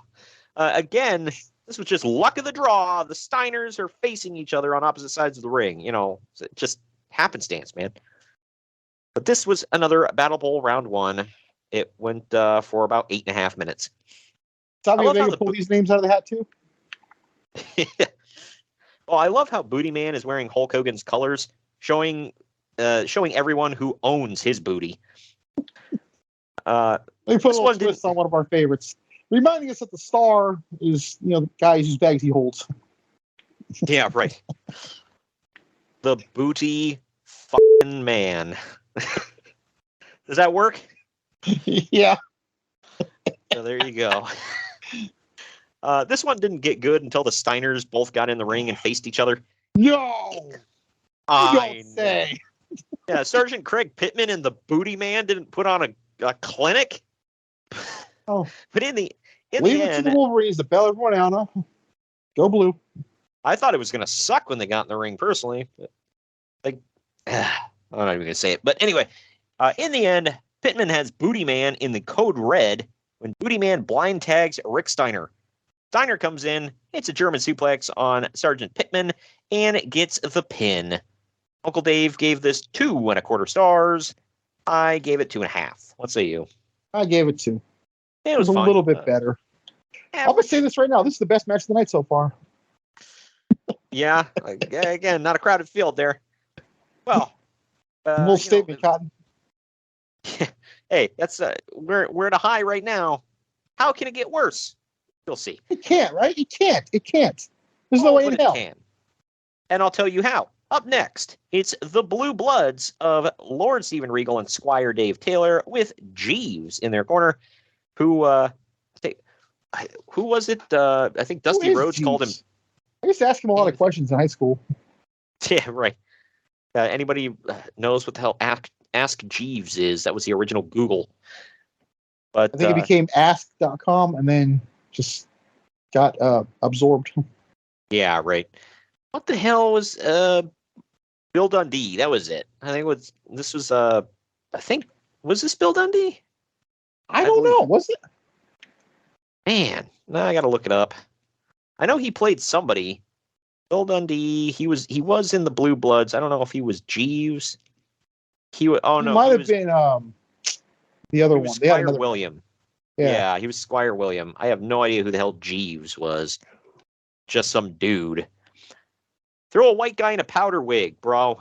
One of Bobby Eaton's drinking buddies. Yeah, right. But yeah, again, luck of the draw. The Blue Bloods just happened to get teamed up here. They're taking on. You asked how it could get worse. Hacksaw Jim Duggan and VK Wall Street. Yep. Again, Battle Bowl round 1. This one went for 3 minutes, 46 seconds. Go figure, the Odd Couple team has issues again mid-match. But this is stupid-ass WCW. So Jim Duggan ends up wrapping his fist up. Couple of things here real quick. I got to say, Russo's nowhere near the show. Wow. Second time this month you've had to reiterate that. But if something's this bad, you have to feel like people are smelling Vince Russo.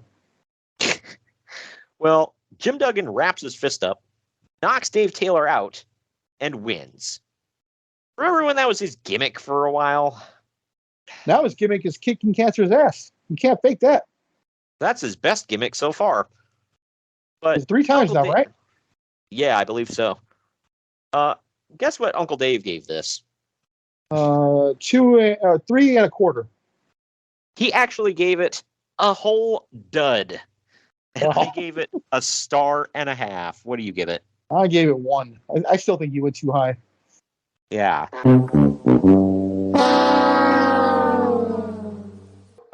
come it was VK Wall Street, not VK something with an M? That I don't know. I know he was Mr. Wall Street, and then they changed it to VK Wall Street. And I don't think Vince McMahon even knew that he was doing this gimmick, to be honest with you. No, I doubt it. I bet you someone caught it in passing and told him. Like, hey, Vince, did you know IRS works for WCW now? Ha, what? God dang it. He still wrestles. Shouldn't have let him get away. Yeah. I got to say I beat the IRS twice. And the federal government. But up next, it is Dirty Dick Slater with Colonel Robert I'm Parker. proud of you. Usually you miss that. You got it twice in the show. And he's teaming up with Earl Robert Eaton with Jeeves. The Earl of Eaton. So we got the third blue blood in here. They're taking on Alex Wright and the Disco Inferno Battle Bowl Round 1 match that went just shy of 3 minutes. You see, this is just an early foreshadowing match. So yeah, right. I was personally upset that they made Bobby Eaton cut off his beautiful mullet. Like, how do you do that to a guy? Such a piece of shit. Why would you do that? Me, right? I also want to point out, by the way, WB gets a lot of flack for making guys do something like outside of their ethnicity, like Muhammad Hassan, Yokozuna. But, it's not like WCW avoided it. Look at Bob Eaton here. The Alabama boy is from England all of a sudden? Well, they took the whitest the whitest American they could find, and they made him a different kind of white. That's fair. But, so I saw who was in this match, by the way, and I just knew it was going to be a damn barn burner. I don't know if you're joking, but Bobby Eaton in any match is usually not bad. So yeah, but look at his partner. Yeah. But and I'm sure I'm gonna get like the Dick Slater fan pissed off at me, but I don't care. Yeah, like that guy. I was a huge Von Erichs fan. Wanted to come and castrate you at your own home. Yeah, right. How dare you not know the exact way that all of them died? You a-hole. Like, F off, dude. I could see the point in him doing that if we were laughing at it, but we were not laughing at anything. So, right, we were literally just reporting stuff, but whatever. Outside of the ring, by the way, Jeeves hands Parker a fresh stogie, and Parker pats him on the head like, good boy. Now, personally, I refer to Slater as Unclean Richard Slater. Gotta please the censors, bro. Yeah, right. Honestly, I think that they should have ran with Wright and Disco as a full-time team because both of them were talented. Their gimmicks matched up. Hey, have a little patience, all right? Yeah, I don't think they lasted very long. Did they? I mean, they lasted about a year or so. I think they lasted long enough to add Tokyo Magnum. So, right. I think if they would have actually, like, obviously, like, haha, it's the dancing, goofy guys, but both of them were really talented. They looked like athletes. I think they could have done something with them, but they both got some. I know you're probably going to laugh at this, but they both got a pretty decent TV title run. So, yeah. Hey, that it kind of meant something. It did when they tried. Right. But in the end, Parker distracts a referee so that Slater can pull off his cowboy boot and crack Disco Inferno in the back of the head with it. I just said that. That's a real sentence. He then pins him to win. Uncle Dave gave this -1/4 of a star. I gave it a star and a half. How did you even get that? Hell if I know. I gave it a star and a half. What say you? 1. This sucked. How dare you? Well, should I play it again? Should have just saved that for the end of the show as a whole, dude. Yeah. Spoilers. Well, it's coming. But up next, it is Diamond Dallas Page and the Barbarian white trash. taking on Hugh Morris and Meng.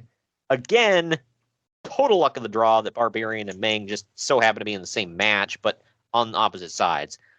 But Hugh Morris, aren't they all the Dungeon of Doom at this moment?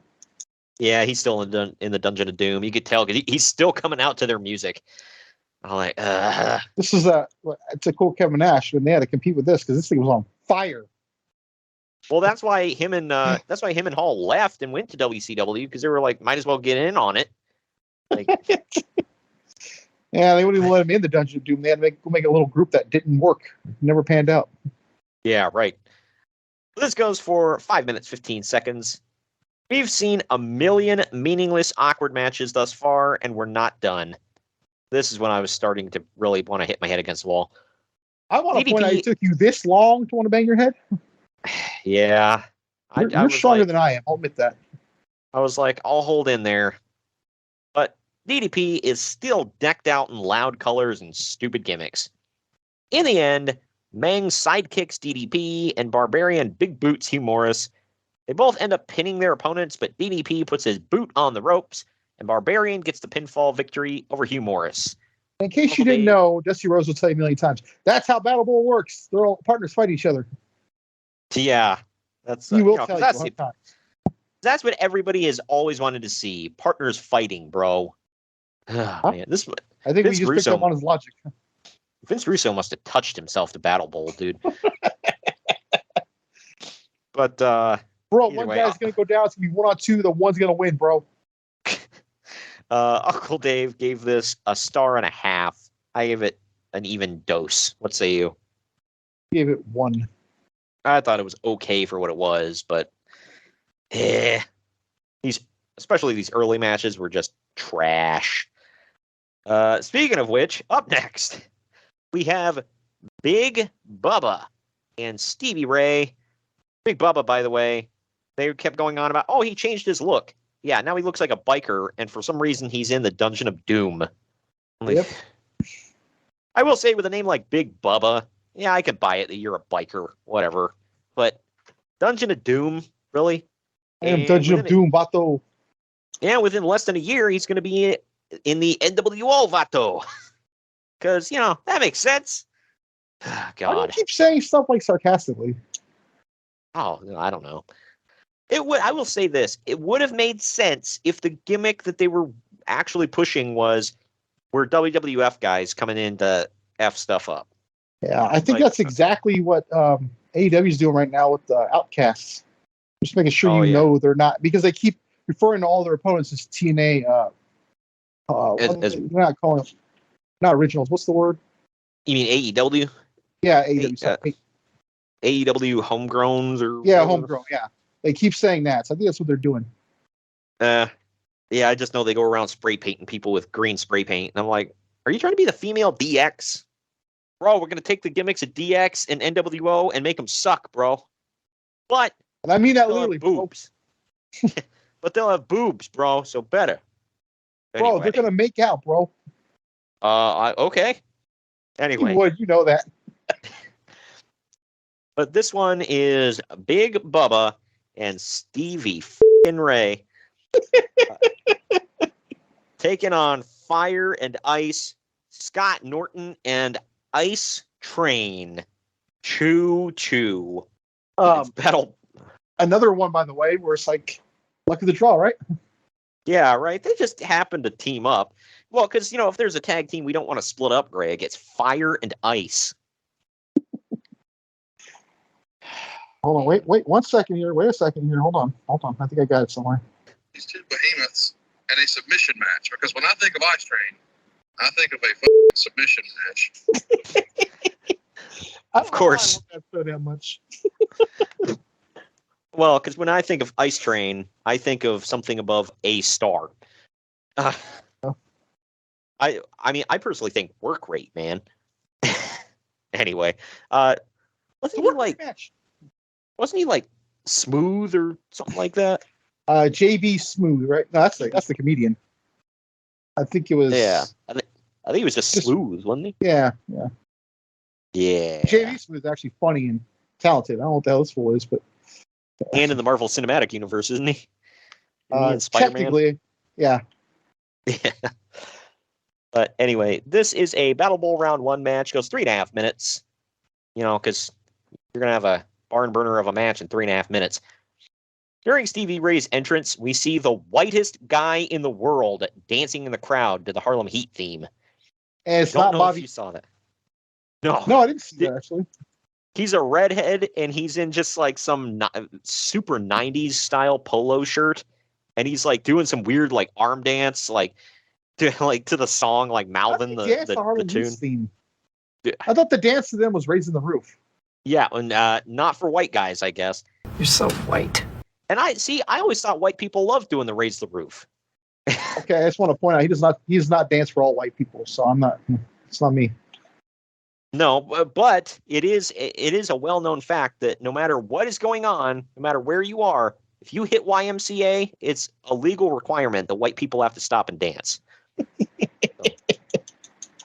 And if you're in the South, if you play Friends in Low Places, you have to sing along. Right? That's just it's the law. Anyway.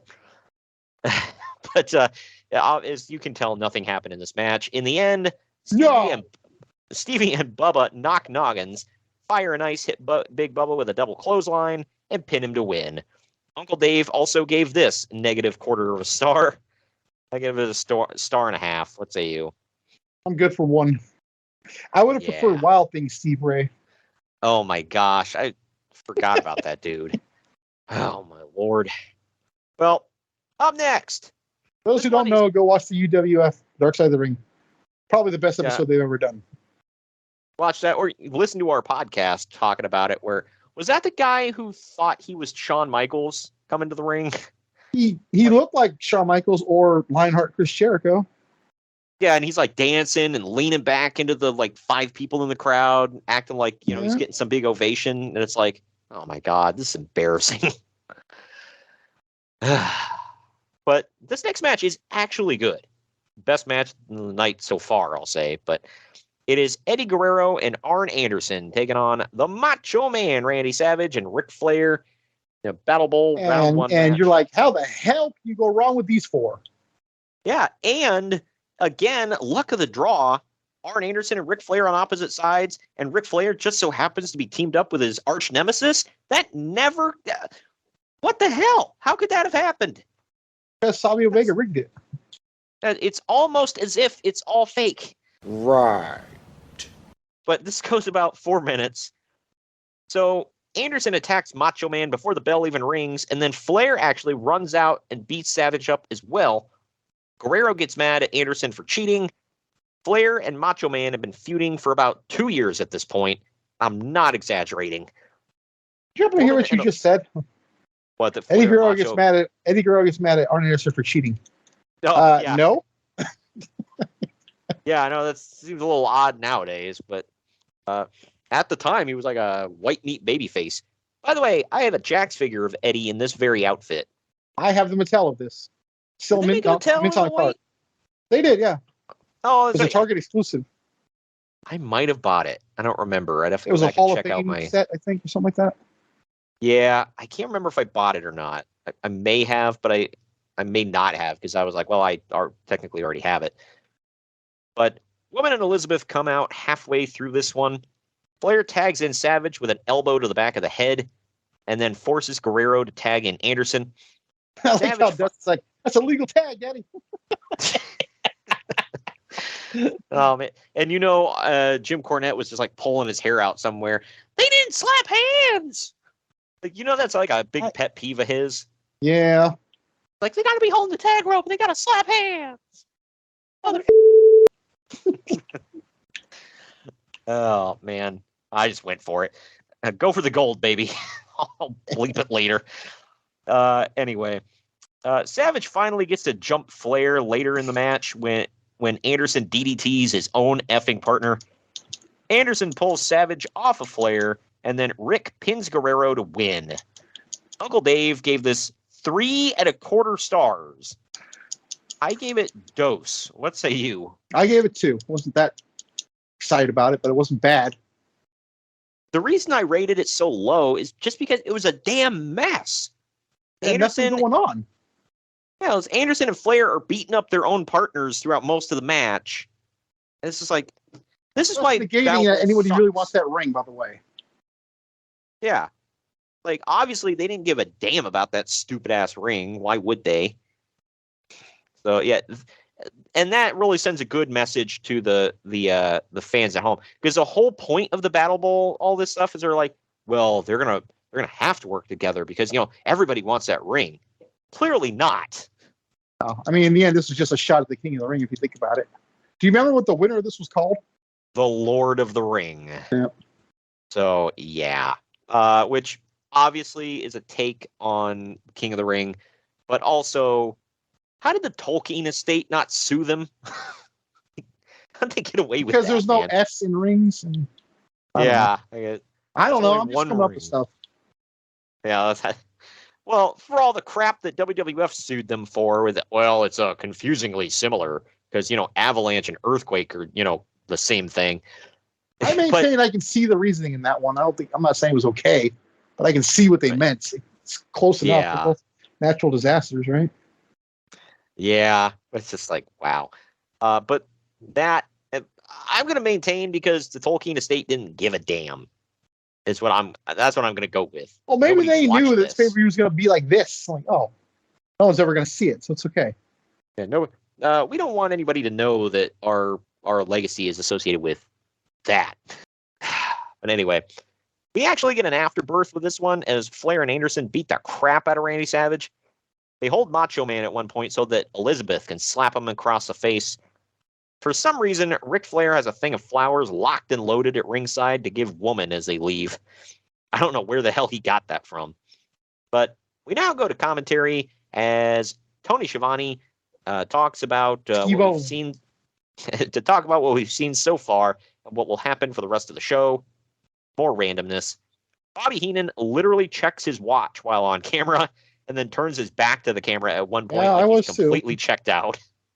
My God. That's one thing. You're on camera checking your fucking watch on pay-per-view. Like, when is this shit over? Like, good. And then he turned his back to the camera. Like, I don't give a damn. To the point where Tony was like, you want to turn around and look at the camera? And like, good God, man. Bischoff has flat out said in interviews he hired Heenan and Okerlund just because he could. That tells me right there they were just there to collect some checks. Well, on the commentary side, Heenan was still great.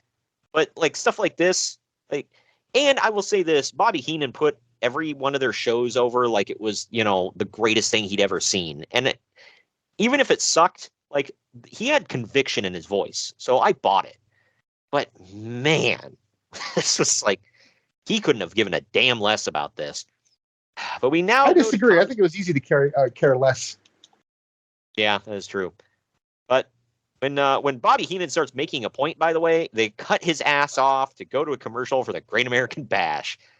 This whole show is whole company is you ain't lying. But after the commercial, you ever heard the expression this Jump Street? Boom, right here. Yeah, right. I like the expression from Jim Cornette. Hey, look, you're screwing this dog. I'm just holding the head. Holy crap. And this is during one of their good times. But after the commercial, we go to Mean Gene Okerlund on the stage with three Hooters girls looking all the way live. I will say this, there is literally 0 point to them being there other than eye candy. And so Mean Gene can perv on them. All right, hold on. Your whole argument just collapsed on itself. There's no point except for eye candy. Isn't that a point? I guess, but it's like, are you selling something? I figured if they were advertising. Yeah. Man, you just don't know what the hell you're saying today, do you? Why were they collapsing all over yourself? They're just wearing like plain black shirts. Why were they not decked out in full like Hooters shirts or something? Oh, they were full. My God. And them tans, man, they could have main evented Starrcade. Their tans what you were looking at? Hey, they could main event my bedroom. Either way. There is... that's a quick squisher match, isn't it? Oh, well, yeah. Hey, I don't get paid by the hour, all right? I never even pack at lunch. I like what the old... Ralphie May joke, where he was like, yeah, it's like, quit giving women false hope, okay? All these guys try to bed a woman. They're like, oh, I'm gonna love you all night long. He's like, be honest with them. He's like, I'm at this point where I just tell the truth. He's like, look, I'm gonna give you about 2 minutes of hot loving, then I'm gonna roll over and take a nap. But either way, the beautiful women hand envelopes to Mean Gene so that he can tell us what's coming up in Battle Bowl. Spoiler, it sucks. How do you know? Well, I don't know. If anything from this show already has taught me anything, it's said it sucks. Whole thing sucked. Oh, so God gave you a brain, huh? prepare for, as Clubber Lang would say, pain. Agony. But up next, it is the best match of the night, bar none. It is Dean Malenko, at least in my opinion, Dean Malenko defending the Cruiserweight title against Brad Armstrong. This goes about 8.5 minutes. I guess Brad's current gimmick of 500 is All-American guy, because he comes out wearing an American flag jacket and some American rock song of some sort. But both of these men are second-generation wrestlers, and Brad's a pretty good hand. Nobody gave a damn. He was pretty good in the ring. Brad locks in Dean Malenko's own famous brother ain't doing anything right now either. Yeah, right. Brad locks in Dean Malenko's own finisher on him at one point, but Malenko gets to the ropes. In the end, Dean wins with that gut buster off the middle rope. This was the best match of the show for sure, in my opinion. Like I said earlier, Uncle Dave only gave it 2.5 stars. I gave it 3.5 stars. I may have overrated it, but look at what we've seen so far. I was just impressed. All right. What say you? I gave it 2, but I guess in comparison to everything else, it should be 3. But I wrote down 2. I thought it was a pretty good match. I mean, Brad Armstrong wasn't going to put on an amazing match, but he was pretty damn good in the ring. If he had any amount of personality to him, like when he was on camera, I think he could have been pretty big in WCW at one point or another. But yeah, he just... I mean, I think he made a mistake dropping Arachnaman, but... Oh, yeah, of course. The fact that they got away with that for any amount of time just blows my mind. Can you imagine his talent, Road Dogg's charisma? He could have been a huge star. But, nope.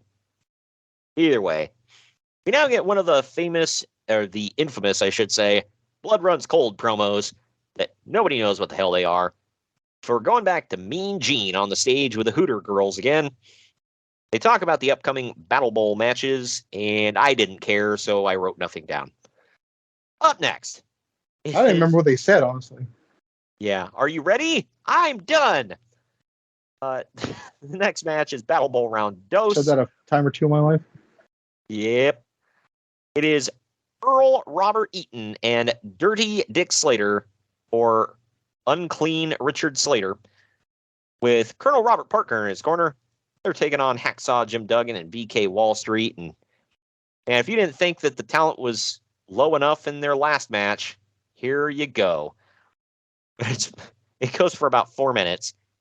Hacksaw How can this get worse, you ask? Stay tuned. Well, Hacksaw attacks his own damn partner to start the match. Later in the match, Duggan refuses to tag in, and he eventually does. I will maintain, I don't know why Jim Duggan was a face for years. He's kind of an a-hole, like when you look at his attitude. Well, he cheated every match. Right. Like Hogan. He was using his 2x4 or wrapping his fists up. Right.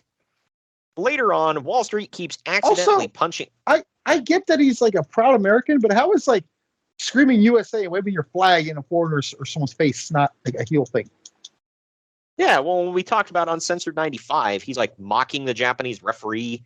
Yep. He's like mocking the whole situation, threatening to beat the referee up. And just, yeah, not cool.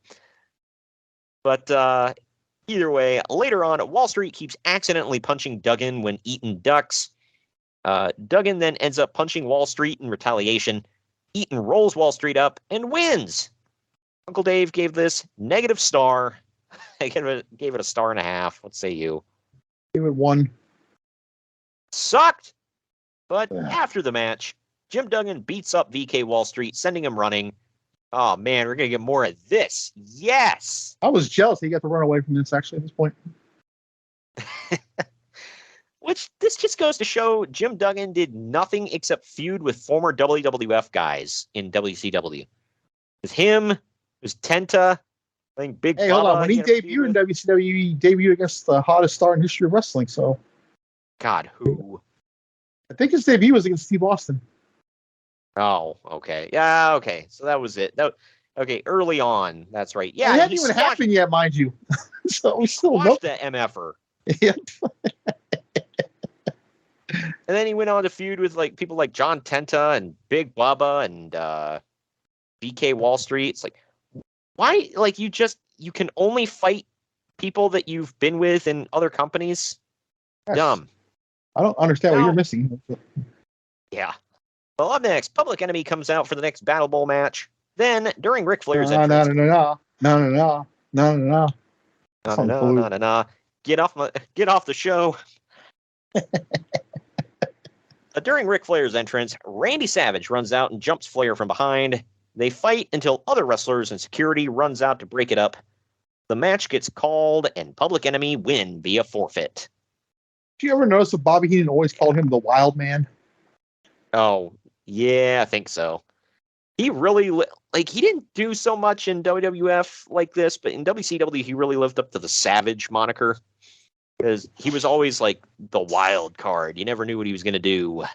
But the next match is Diamond Dallas Page and Barbarian taking on the Booty Man with the Booty Babe in his corner. Diamond Dallas White Trash. And Rick Steiner. This is Battle Bowl Round 2. Goes about 5 minutes. Oh, blue. DDP. Well, spell it BLEW. Say blue. But DDP obviously gets distracted with talking to Kimberly at ringside. I would too. Again, it's awfully cold out there. But Booty Man hits the high knee on the Barbarian. Get it? Yeah. But DDP breaks up the pin. Later, Booty Man gets Barbarian in an O'Connor roll. DDP drops an elbow on the back of his head, and then Barbarian pins him to win. Uncle Dave gave this a half a star. I gave it 2. What say you? I gave it 1. Yeah. By the way, our friend Kyle from the Apron Bump podcast recently did a show that Booty Man was on, and he tweeted out, he said, somebody recently pointed out to me that the Booty Man's finisher, high knee, sounds like Heine. And he's like, I don't know if that was on purpose. I was like, of course it's on purpose. I'm like, dude, you're late to the game, man. Like, I've known this. Well, this is what happens when you review tons of Booty Man material. How do they not get rear view before Naomi did? Yeah, right. There should have been a rear view along with the high knee. Give me some time. I could come up with some other ones, but God. Speaking of asses, up next, it's Konnan defending the U.S. title against Jushin Thunder Liger with Sonny Ono in his corner. Of all the man ass in this world, you choose Konnan? I wasn't talking about his ass. I was saying he was an ass. But anyway, do you realize this match is the Cuban, Konnan, taking on Jushin Thunder Liger, Japanese, for the United States heavyweight title? I didn't realize that he said it. It's kind of funny. Isn't it funny this is in like a complete other country, too? Yeah, right. Well, like Canada. Konnan comes out looking like Latin America threw up on him. He's as proud to be Latin as Jim Duggan is to be American. Yeah, right. Like, he comes out decked in the Cuban flag and all that, wearing a hat with the Mexican flag on it. Like, okie doke. But in the end, Konnan hits a splash mountain for the pinfall win. Uncle Dave gave this 3.5 stars, of course. I gave it 3. It was pretty good. What say you?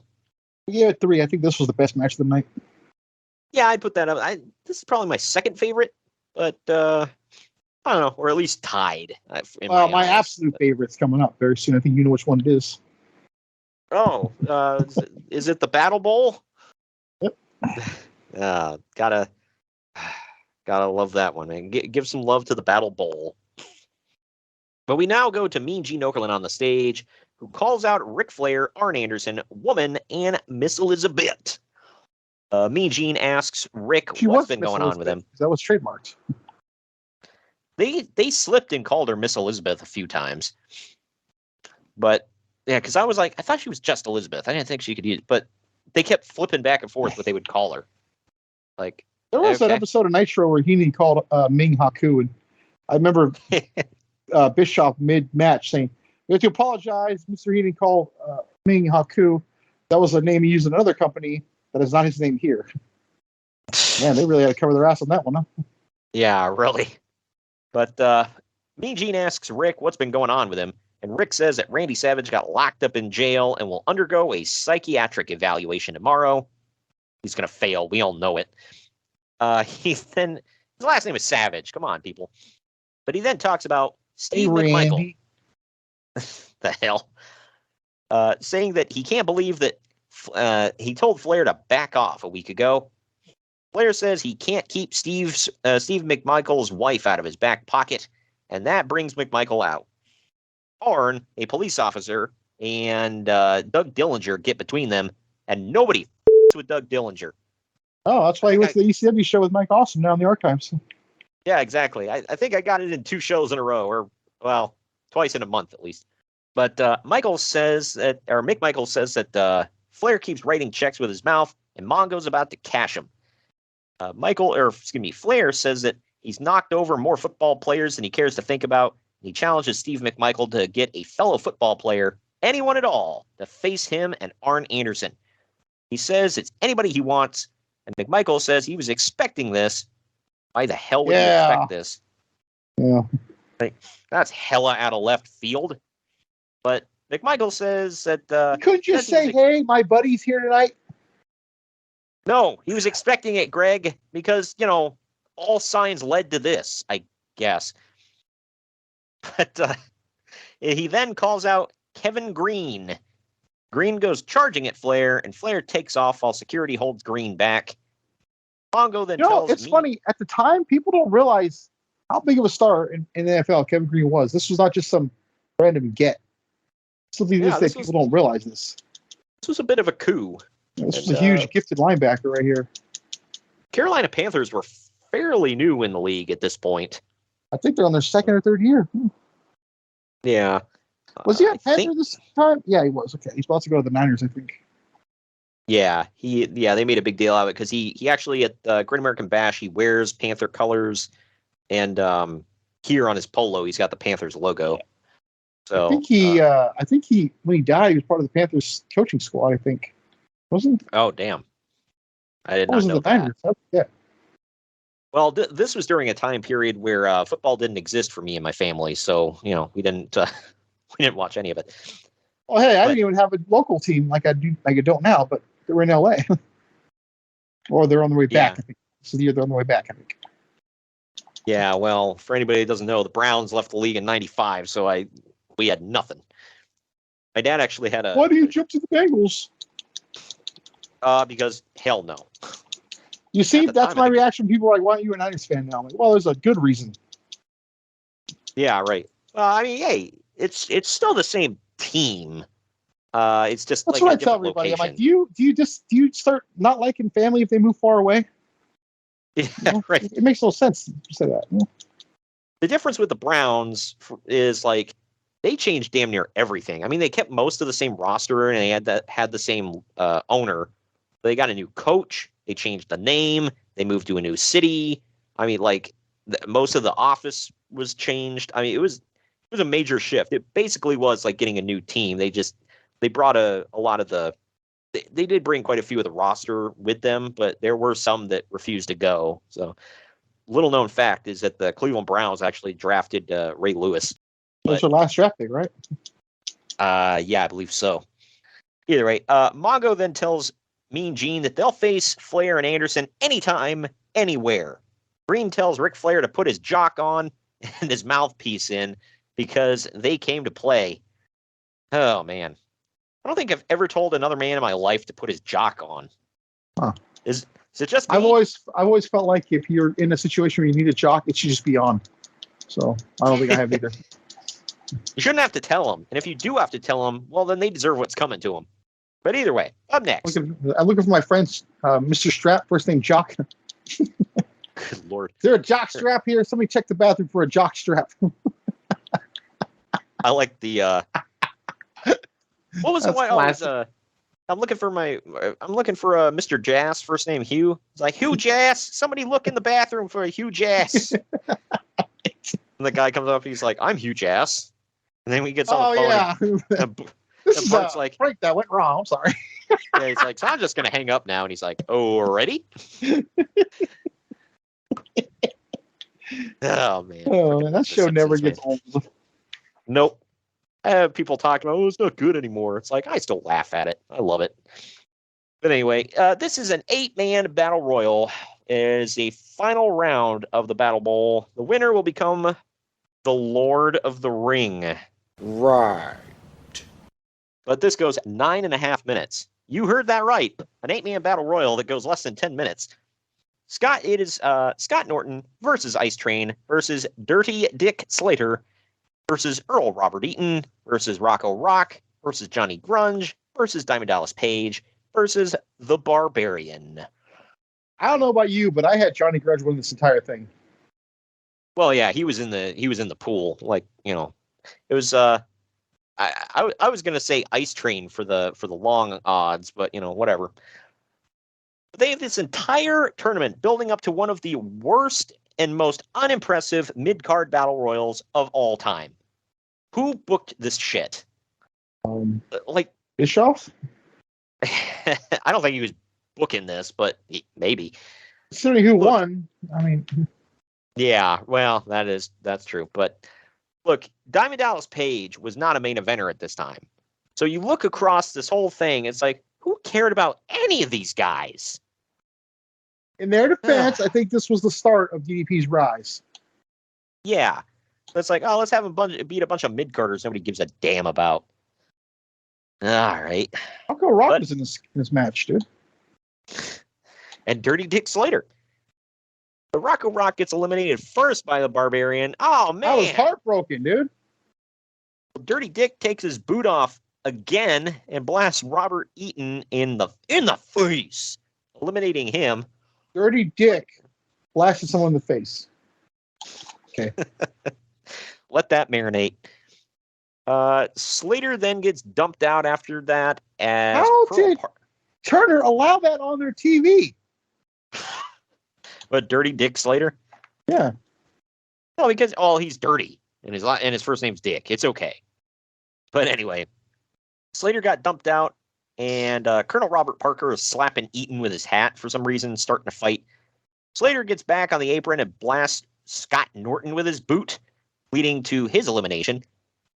DDP now hits a diamond cutter on the Barbarian, and then Ice Train, and then Johnny Grunge, before pinning Grunge, and then Ice Train to eliminate them. So I guess you can pin people? I didn't know that either. I had no damn clue. Okay, I know it's been played out, but I need to say it one more time. Vince Russo is not on this show, or not booking the show. Right. The rules did not change in the middle of the match. Pins, bro. Yeah. Well, and then after this, he gets a near fall on the Barbarian, and then gets in referee Nick Patrick's face, only for Patrick to shove him. Apparently, DDP's a punk. The Diamond Cutter is not over at all yet, because the finish comes when DDP hits the Diamond Cutter on the Barbarian for the win. Meanwhile, you could hear... It's amazing how in about a year's time, he will be one of the hottest things they have. And have one of the hottest finishing moves in the entire business. Rivaled have the only hottest by the wife, Stone too. Cold Stunner. That's true. But yeah, you could have heard a mouse pissing on cotton up in the cheap seats during this, man. Nobody gave a crap. And the crowd went mild. But after the match, DDP is handed the Battle Ali Bowl. coming out of Chicago, mild. DDP is handed the Battle Bowl ring as a ton of pyro blows off. Good God. This happened. But now we go to the back with Mean Gene Okerlund standing by with Jimmy Hart and WCW champion, The Giant. Mean Gene That's tells right, Jimmy, folks. The Battle Bowl is not the main event of the damn show of its namesake. No. In fact, we get The Giant main eventing because, that will put the asses in the seats. Mean Gene tells Jimmy that he's clearly nervous because he'll have to be handcuffed to Lex Luger. Jimmy Hart pleads with Lex not to let this happen. Then the Giant says that even though Sting has been to the top before, he's not the top guy now. He says that he'll exterminate Sting once and for all tonight. I'll get to his promo here in a minute, but Mean Gene asks the Giant about DDP, and Giant says to bring him on, tells DDP to watch what he does tonight and think about it before challenging him in the future. Dude, these Giant promos were bad back in the day. He is the world champion. They got way better over the times. Not like he was ever like the greatest promo, but they weren't quite as corny later on. Like this one, he's clearly doing a stupid gimmick. And he's talking about, you're the rat under my bed, the cockroach in my pie. Like, what the hell? You might want to move out of your house, dude. Yeah. Well, it's a fairy tale Giant's house, Greg. They all live like that. Okay. Anyway, I remember there was one time where he was talking about gonna grind your bones. Like, what the frick, dude? Like, did you climb down off a damn beanstalk?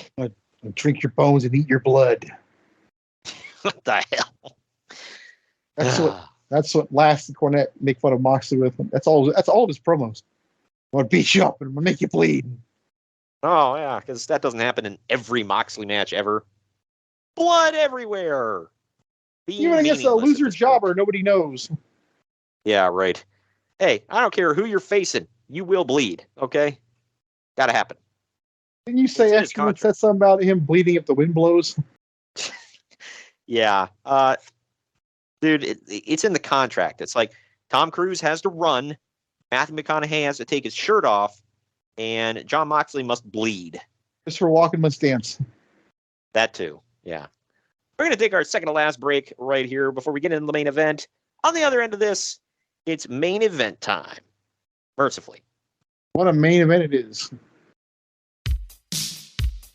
Follow the Main Event Marks at Facebook.com/Main Event Marks Pod, on Twitter at Main Event _Marks, and on Instagram at Main Event _Marks and at Main Event Collector. What's up, everybody? I am the hardest part of the ring, the host of the Apron Bump podcast. Ugh, another wrestling podcast. How many times can I listen to fans tell me who needs a push, who doesn't need a push, who brings Vince his coffee these days? Enough! The Apron Bump is about the journey. It's about nostalgia. It's about discovering new forms of wrestling to really tickle your pickle as a wrestling fan. The podcast brings you reviews of wrestling events all over the world, whether it's WWF, WWE, WCW, ECW. We even cover the golden eras of Ring of Honor, Progress, TNA, and more promotions in the future as well. New episodes every Wednesday. Bump Day, yeah? Go to apronbump.com or go to your favorite podcast platform or YouTube and subscribe today for the most diverse, fan-friendly wrestling podcast in the world. I'm Hard. Event Marks are available wherever you get podcasts and on YouTube. Find all of our links on our link tree at linktr.ee/Main Event Marks. And we're back. We're back. This one is the Giant with Jimmy Hart in his corner defending the WCW World Heavyweight title against Sting with Lex Luger in his corner. The stipulation is that Jimmy Hart must be handcuffed to Lex Luger, and this goes for 10 minutes, 41 seconds. So I sent you a picture of this. The Tron graphics for the Giant says that he is the WCW United States Heavyweight Champion. Yep. Way to go, WCW production. But the Giant dominates for quite a while. And at one point, he goes outside the ring, and he lifts Sting up to chokeslam him through a random table. But Luger drapes Jimmy Hart over that table, so Giant just tosses Sting aside. Later, the referee grabs Sting's shoulder from behind, and Sting blindly elbows him back in the face, taking him out. In the face! In the face! Stinger hits a Stinger splash on the Giant in the corner and keeps beating on him. For some reason, Luger and Hart decide to get on the apron because, their reasons. And then the Giant goozles Luger. Sting hits the Stinger splash after Stinger splash on the Giant from behind. Luger falls down and pulls Jimmy Hart up onto the corner. Sting goes for a Stinger splash on Hart, but Hart finally flops out, gets out of the way. and nobody's home for the Stinger, but he lands with a headbutt on the Giant's crotch, because, you naturally fall that way. But fall. Sting, as you're falling, you're like, where's the nearest crotch? But Sting hits a top rope splash for 2. But do you remember when that was a thing in wrestling? 1, 2, Yep. Sweet! I mean, when it was, still is. Is it still going? I haven't heard it on any show I've watched in a long time. It's not as loud now, but the Giant press slams Sting off of him and onto the ref, so ref's out again. Luger and Hart battle over the megaphone on the apron. Sting goes for the Scorpion Deathlock on the Giant, and the megaphone slips. But the megaphone slips and hits Sting in the face. The Giant finally hits a choke slam and pins Sting to retain that title. Uncle Dave gave it 3 1/4 stars. I give it 3. It was okay. What say you? I gave it 3. It was all right. I mean, there was a lot of crap going on, but made the Giant seem like a killer. So there's that. So an afterbirth in this situation, I think, would be warranted, but no. We just go back to commentary for more BS to close the show. Yeah, an hour long BS, by the way. Yeah. But you're off the air now, right? Close the show. Go home. Yeah, right. And hey, look, I'm not going to complain. Beggars can't be choosers. The show is over. So there's that. Mercifully, it's over. Yeah, thank God. That does it for that. We're gonna take our final break. I feel like I only talk to God when I'm going through misery. I feel bad about that. Get me through this. Show me the light at the end of the tunnel. But on the other end of this break, it's final ratings and telling you what's coming up in the future here on the podcast. Follow the Main Event Marks at facebook.com/Main Event Marks Pod, on Twitter at Main Event _Marks, and on Instagram at Main Event _Marks and at Main Event Collector. Good morning, good afternoon, good evening, and good night. My name is Thomas, and what's your name? I'm Alan. Yeah. We're brothers. That's right. Yeah. Same mother and father. Your room was... we shared a room. Shared a room. We shared a room. Thought I knew your face. Yeah, we go way back, mate. Yeah. We should do a podcast then. We have. We do a podcast. We do a podcast. What's it called? The Broadcast. Yeah, that was planned. Yeah. Well, what do we do? Well, we cover all different things in the world of pop culture. We're talking about comic books, we're talking about professional wrestling, and we're talking about movies. Go back and watch classic retro wrestling events, the likes of WWE, WCW, and if you do like that, you can check us out on Apple iTunes, also on Podbean, Anchor, and on Podknife. Also check us out on Twitter at The Broadcast. That's BROKAST. I nearly stuffed up the ending. Yeah, it's all right. Good on you. Yeah. Instagram also at The Broadcast Podcast. Remember, we don't spell it with a C. We spell it with a K. Sorry, mate. Take it easy. The Main Event Marks are available wherever you get podcasts and on YouTube. Find all of our links on our link tree at linktr.ee/Main Event Marks. And we're back. Final ratings, y'all. Internet Movie Database gave this thing 5.5 out of 10. PageMatch.net gave it 3.51 out of 10. I gave it a 6.5 out of 10 for either a plus, like an F plus or a D minus. What say you? F minus. This sucked. I thought there were This was worse than Judgment Day that we did. Was a couple weeks 2 ago. weeks ago. Yeah. This was worse. I thought that had a low bar. I thought the main event was decent. The U.S. title match was decent. And the Cruiserweight title match was decent. So basically, the title matches were okay. I'm gonna piggyback on what you just said and say that's why I thought it was an F. Title matches shouldn't be just decent, and there should be more in between. Well, Dean Malenko was taking on Brad Armstrong. Did anybody really think he was going to win? Like, at least Konnan took on. Yeah, at least Konnan took on Thunder Liger. Like, somebody who maybe could possibly win. Yeah, I don't know, but. That does it for that show, ladies and gents. Next week. Well, actually, we're not done with this week. I forgot. This Friday is double main event week, so yay you. It's a double main event. It is the first ever SmackDown that aired on April 29th, 1999.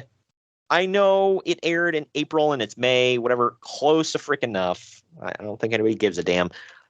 But we like to... you know what? If you are a faithful listener and are going to give a damn, thank you. Yeah, right. I will say... for the bonus shows, that's what we like to relegate the weekly Raws or Nitros or whatever the hell to. Relegate? Just bury it down there. It's not one of the normal pay-per-views or whatever that we review, so we throw the special kind of things for the bonus because it's like it's a little extra. We're deviating from what we normally do. So there you go. One day we're going to do the very first UWF Power Hour. Oh, God. I'm going to say no. Well, we should do NWA Power where, what's his name? Tyrus wins the NWA title. Or whatever the frickin' show was that he won that title on. Because, that's historic, man. I maintain that he has that title to carry it around on Fox News to hopefully get them some more eyeballs. Because if you've noticed, since he won that title, it is on him all the time on Fox News. Oh, well, yeah. All the time. We talked about this off air yesterday. He is on consistently on the top rated late night political comedy show, whatever, on all TV, not just cable. That all is TV. So apropos, by the way, that champion is on a comedy show. Yeah, right. But yeah, man, he is on that show every single night, 5 days a week, showing off the NWA title. So there you go. Putting over the Major Wrestling Figure podcast too. Most likely. He did because they had his bendy. It's the highest selling bendy they've ever had. Oh wow! I think he had a book recently too. So yeah, hey man, you work in news some way, shape, or form. You got to have a book. So if anybody gave a damn about Tyrus's life, there you go. I wouldn't mind reading if there's some fun old school Snoop Dogg stories in there. He probably did some stuff. Oh yeah, I forgot. He was Snoop Dogg's bodyguard. He did tell some funny stories about him in shoot interviews and stuff. It was pretty cool. I liked Snoop would have him basically sit up all night outside of his room while he's just in there smoking pot and playing video games. That's hilarious. But anyway, yeah, the bonus show, like I said, in 2 days, May 26th. It is the first ever not Friday Night SmackDown, but the first ever SmackDown on April 29th, 1999. I haven't watched it yet, but we'll talk about it in a couple of days. But that does it for that. Thank you for joining me today, Greg. Yeah, sure. This sucked.